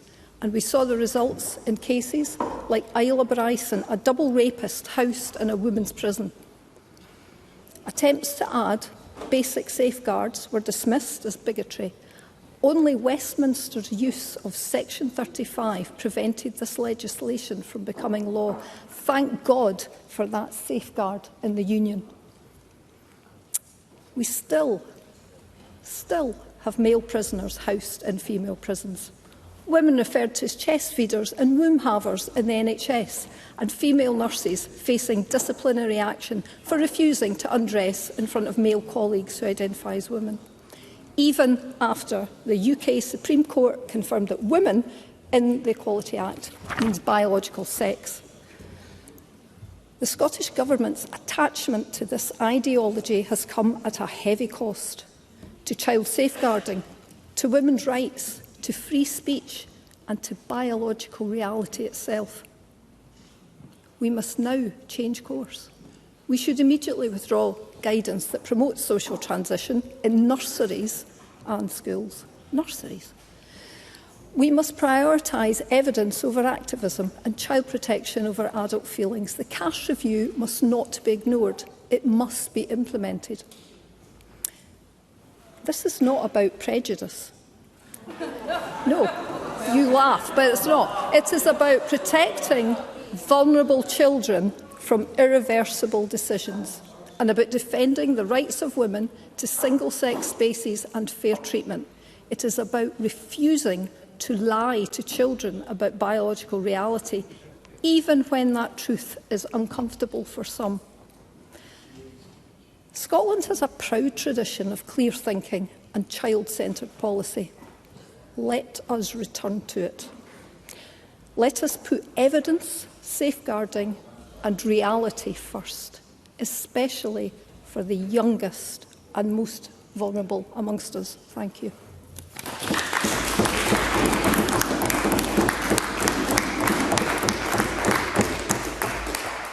I call Michael Mara to be followed by the Cabinet Secretary. Thank you, Presiding Officer. Can I begin my first speech of this session with broad congratulations across the many people who have to be congratulated. I won't list them all, but the front bench certainly of the Government who have won a handsome victory in the election just past your own position as one of our Presiding Officers, and to the many excellent maiden speeches that have been made today. The 5 years will pass in a flash, and then people will look at you as if you know what you're doing. I still do not have a clue where the committee rooms are in terms of the different numbers. If somebody new can explain it to me, or an old hand, I would appreciate it. I was particularly impressed, I have to say, and we won't be surprised by my colleague Catherine Sangster's speech today. She touched on one of the issues about cross-boundary placements for children, which I think all of us as returning MSPs will have experienced through our casework. And I think there is an opportunity, and the consensus that the Cabinet Secretary identified in her opening remarks today, I think across many of the manifestos, not all, but many of them, it will allow us to touch on these very substantial and substantive issues for our constituents. And it's in all of those manifestos because people have told us the costs are eye-watering. People are struggling to get the support that they require, and I think it's right that this is one of the first areas of concern that the Government bring to Parliament in the first weeks of our term. I was actually struck, I think, by Maggie Chapman's example that she made about the joy of a pregnancy being limited by the thought of the cost. Little wonder that we have the lowest birth rate in our history in this country. We have to make sure that the social barriers to having families are lowered wherever they can be. But the SNP's record in this area has been, I believe, bedevilled by a lack of definition of what it actually was. I think too often we have been told that it was about the attainment gap expansion of childcare. It was about expanding female participation in the workplace. And that brings us to points I think that have been covered by many colleagues today about policy design. Because the way that you design this policy will get you different outcomes. And I actually think Megan Gallagher made a very good point about can we have an assessment of where we are, a realistic assessment at the start of this process about what has been delivered in against the last set of promises that were laid out. Let's start from that moment of truth, I think, and let's set that out. I have to say, I would come a little bit with scepticism about some of the economic side of this. I don't particularly believe that we will get a very significant economic growth just through growing our workforce. I don't agree with Stephen Kerr's definition of how that economic works. The things that have bedevilled our economic growth in this country have been, I will take it in just a moment, have been issues about productivity as well as the issues about labour force participation. Sorry, Mr Kerr, I'm going to take Megan Gallagher first of all. I thank Michael Mara for giving way, but surely, given how much a policy of expanding childcare will cost, the more incentives that you have to get people into work grows that tax base and therefore allows us to look after these particular services, if there is consensus, of course, to do it. So it certainly plays a role, and expanding your workforce certainly can. But the basis of our growth in this country, in Scotland over the last 40 years, has been on additional inputs rather than innovation or total factor productivity growth. So I would caution against. No, I'm afraid. Well, if we're getting time back, are we under the new regime? Yes, we are. Okay, Mr. Kerr. Well, thank you. Mr. Kerr. I'm grateful to Michael Mara for giving way, but let's be absolutely clear. One of the key levers of improving productivity in this country are the skills of a workforce. We're talking about a significant proportion of the population, mainly women, who have skills to bring to the workplace. So I reject Michael Mara's rebuttal of my economic theory around how we improve productivity, because skilled workforces make all the difference in the world. And I know that Mr Kerr shares my concern for the education system in this country and the fact that we want to see it improved and returned to its previous glories in terms of what it did. And the decline in international league tables has been a cause of great concern, I think, for many people in the country. But the policy design questions are already being answered by the government. The Institute for Fiscal Studies have pointed out that by actually the application of means testing will actually limit the participation increase. So let's just, my plea in this is let's define what we want to achieve, and so that we can design the policy appropriately. And that is the only way that we will get it right. And I would touch on the issues around PVI and I think a growing consensus that issue had to be dealt with. Now, I would caution the Cabinet Secretary on this. As long as the government takes a dysfunctional approach that it has done over the last 20 years to local government, this will continue. This will continue, because local government, when they are pushed into making cuts, will make these decisions. The costs, finally, Presiding Officer, in the time that I have, they remind us, I think, that there is really important that we look at the overall budget for this, because the little exchange there was between Bob Doris and Stephen Kerr about the earmarking or the ballpark figures, I think was absolutely correct in the fact that earmarking would identify that the money had been found. The Institute for Fiscal Studies is saying that it is far from apparent where the money is coming from this. We are facing a fiscal deficit of £5 billion by 29-30. We're looking at additional spending of £1.5 billion by the end of this time. The Presiding Officer is nodding at me, Bob Doris. I'm afraid I'm going to have to end my remarks there. But thank you for this initial debate. Thank you. Mr Mara and other members may wish to know that our committee rooms are numbered by size, which might help. Can I call Minister Siobhan Brown? Thank you. Thank you very much, Deputy Presiding Officer. And can I thank all the members for all their contributions and recognise that many of us are working parents who rely on childcare. As a working mum myself, I have been juggling childcare now for over 20 years, as my youngest is only 10 years old. And I can tell you, during that time, we have come a long, long way. And 20 years ago, I had to return to work at 9 months. It was just something that I had to do. It wasn't financially viable for me to stay at home. So today's debate provides a strong foundation for the consensus. Yes, I'll take an intervention. Ms Roddick. I'm grateful to the Minister, and I do apologise for intervening quite so early in her speech. But I wonder if she would agree with me that it's a shame that this very necessary debate on childcare was dragged into the space of a transphobic diatribe earlier on. And would she agree with me that we should condemn that fully, and that all children, regardless of whether they are LGBTQ or otherwise, deserve the absolute best care that we can offer and the respect of all members in this Parliament?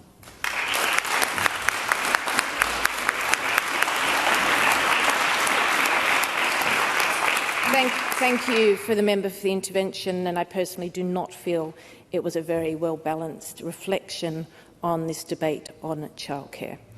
So it is clear that this Parliament is open to finding the right mix of early learning, which is needed to support children's development in the early years, and a further expansion in childcare for parents, which supports their ability to take up or to sustain employment.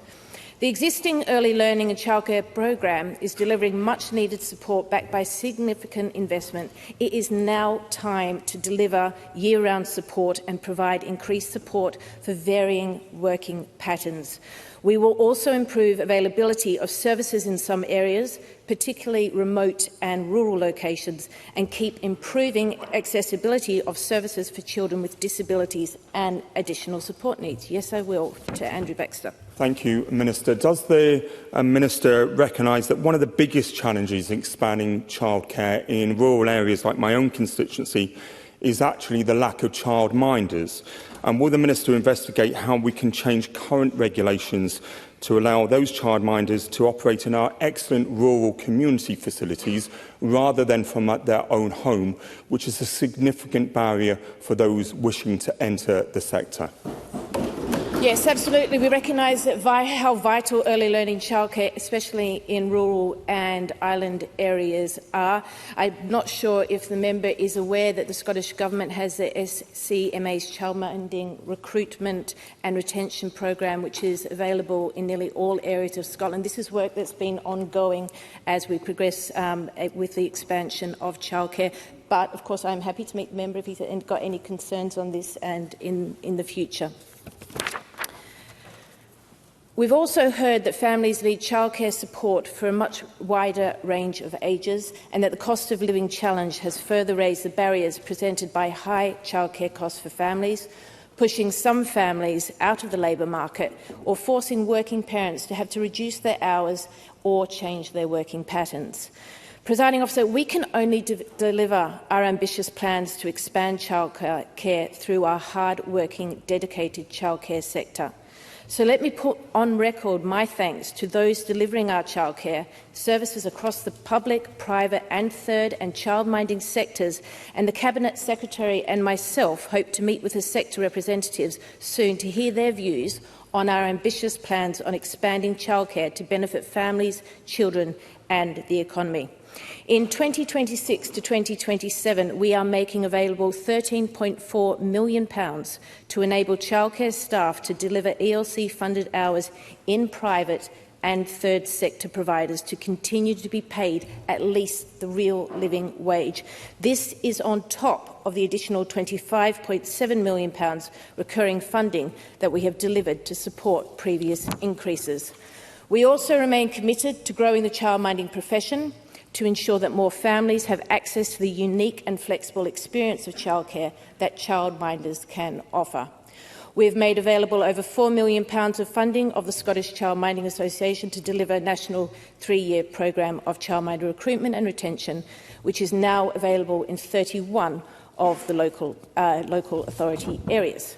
Firstly, can I recognise some of the first-time contributions from the debate of Catherine Sangster, Angela Ross, Callum Kerr, David Smith, Q Manivanan, Laura Mitchell, Yipi Chu Turvey, Holly Bruce and Amanda Lindsay. Thank you very much, and I look forward to working with you all in this parliamentary term. I will note some of the contributions from all of the members today. I know that Maggie Chapman and Holly Bruce did touch on this, and I know that the Cabinet Secretary has confirmed that we will support the Green Amendment today, and we look forward to early discussions with the Greens and COSLA to look at the operational implications of today's amendments in context of the wider reform of expansion and childcare. Megan Gallagher. I welcome that it's a new start and opportunities to work together. You have brought up the restrictions of the current model, and I think this is what, as we're moving forward, to have more flexibility. I can't see how it can be the current model moving forward, and this is the work that we'll be doing ongoing. Willie Rennie. Yes. I thank the Minister for giving way on that point, and also to welcome her to her new role, and I look forward to meeting with her in due course. On the point of the current model, we need to look at the funding model. If there's any expansion that's going to be considered, you need to look at the current funding model to make sure that there is parity between the PVI sector and council-run nurseries. Is that something that she will commit to today? We have already done a bit of significant work on this, but I will come to this just later on in my speech. If I could touch on Willie Rennie's contribution, who also mentioned what Megan Gallagher has raised there, but also the importance of childminders, and just to reiterate the work that is ongoing with the Scottish Government regarding the SCMA to deliver the 3-year programme for childminder recruitment. And I have to agree with Mr Rennie on Mr Dunlop's contribution yesterday, which was clearly very passionate about delivering the promise, and I'm sure there'll be lots of discussions on that moving forward. If I can move on to Claire Baker's contribution. Claire Baker did raise some concerns about what support was being put in place. I'm not sure if Claire Baker's aware of the early adopter communities that the Scottish Government is rolling out. These are early adopter communities that are expanding access to childcare activities and also the wider support that she mentioned to tackle poverty and improve outcomes for families. So I'm happy to send further information on that project to Claire if that would be helpful. Claire Hockey, I'd like to thank her for all her work in her ministerial capacity, as she was really an integral part played an integral part in the initial implementation of the expansion of the 114 hours delivery when it was delivered in August 2021. A few things I want to touch on as well, if I may.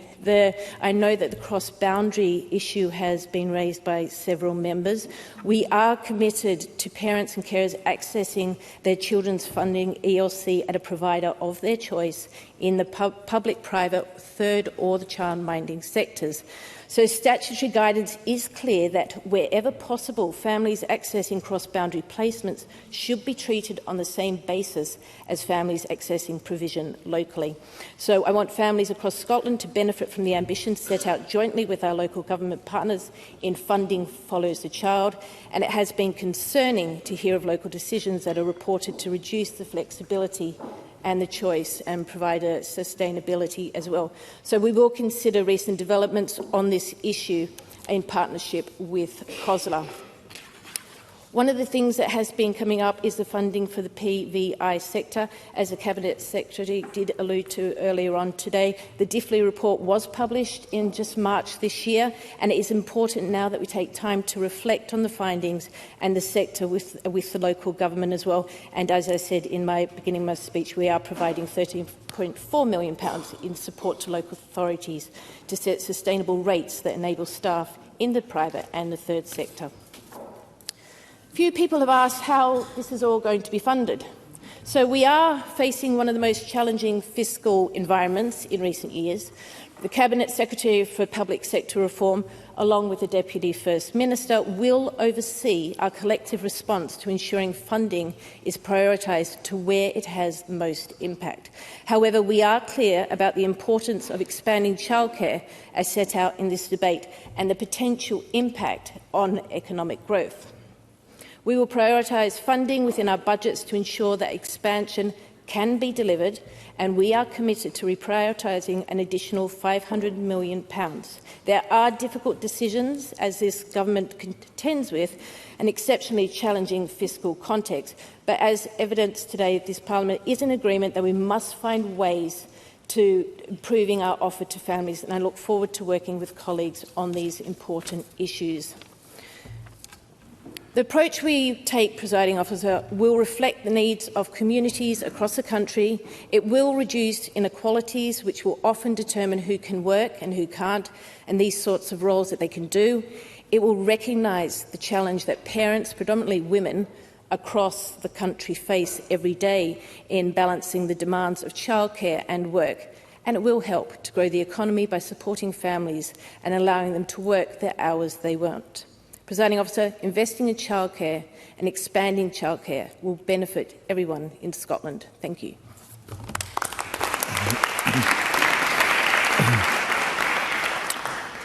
Thank you. The next item of business is consideration of Business Motion 151 in the name of Jamie Hepburn on behalf of the Parliamentary Bureau setting out a business programme. I call on Jamie Hepburn to move the motion. Move, Presiding Officer. No member has asked to speak to the motion. The question is that motion 151 be agreed. Are we agreed? The motion is therefore agreed.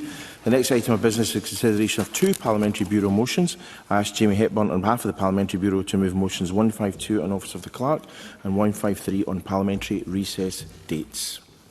Move, Presiding Officer. The question on these motions will be put at decision time, to which we now move. There are 6 questions to be put as a result of today's business. I remind members that if the amendment in the name of Catherine Sangster is agreed to, the amendments in the names of Megan Gallagher and Willie Rennie will fall. The first question is Amendment 128.2 in the name of Catherine Sangster, which seeks to amend Motion 128 in the name of Màiri McAllan on expanding childcare, be agreed. Are we all agreed? Yes. The Parliament is not agreed, therefore we move to a vote. There will be a short suspension to allow members to access the digital voting system.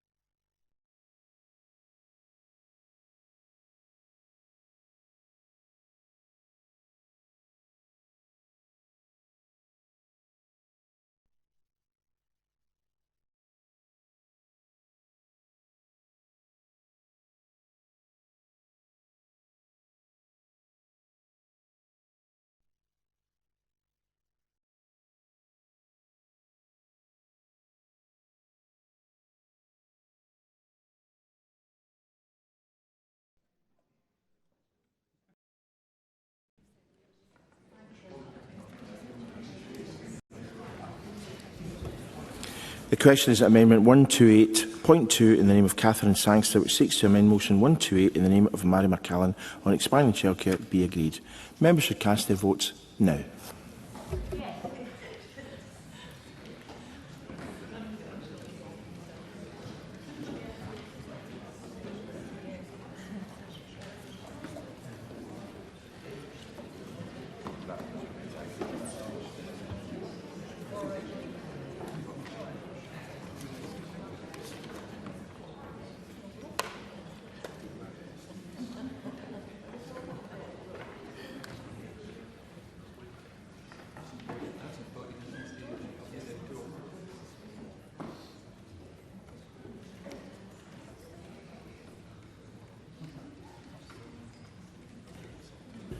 The voting is closed.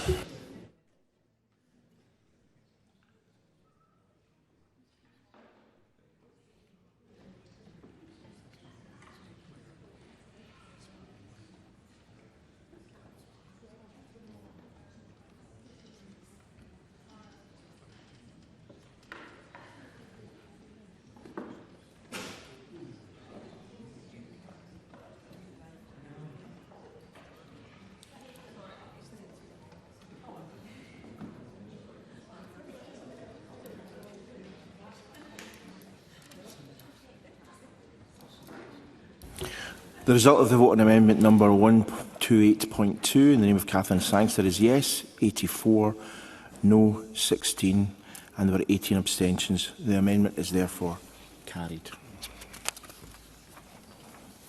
The next question is Amendment 128 in the name of Maggie Chapman, which seeks to amend Motion 128 in the name of Màiri McAllan on expanding childcare, be agreed. Are we all agreed? Yes. We are all agreed.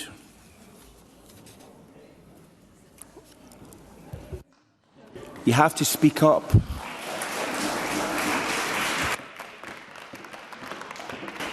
If I can't hear you, then it's assumed that it goes the other way. So on this occasion,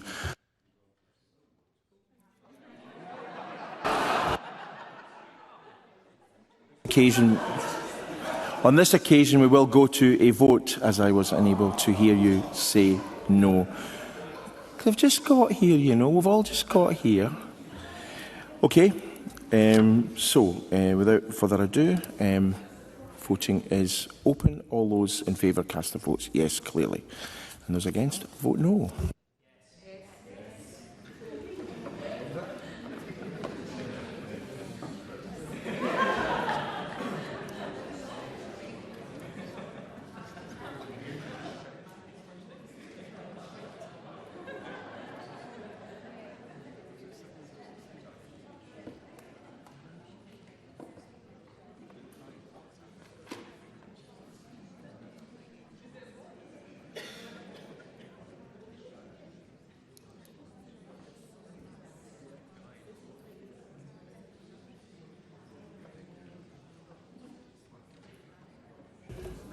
Voting is closed.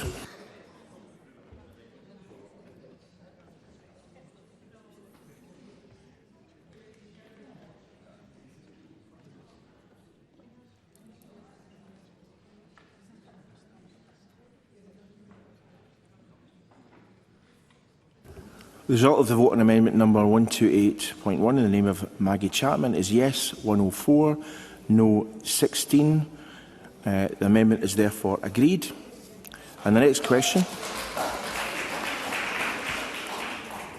Is that motion 128 in the name of Màiri McAllan, as amended on expanding childcare, be agreed. Are we all agreed? Yes. We are not all agreed. Please vote now.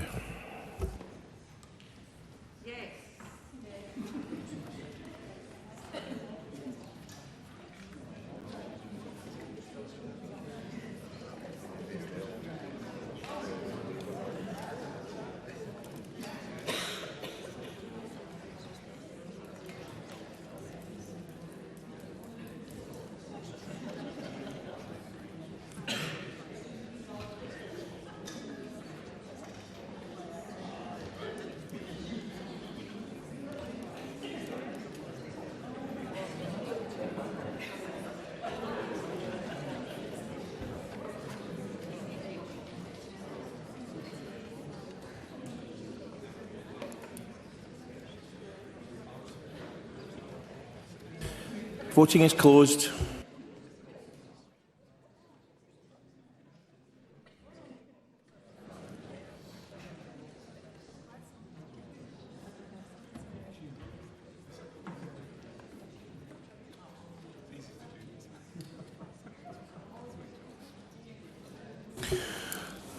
The result on the vote on motion 128 as amended in the name of Màiri McAllan is as follows. Yes 103, no 16. The amended motion is carried.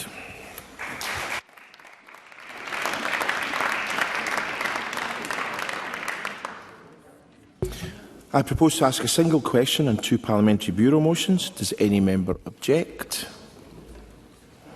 No one has objected. The final question, therefore, is that motions 152 on Office of the Clerk and 153 on Parliamentary recess dates in the name of Jamie Hepburn on behalf of the Parliamentary Bureau be agreed. Are we all agreed? Yes.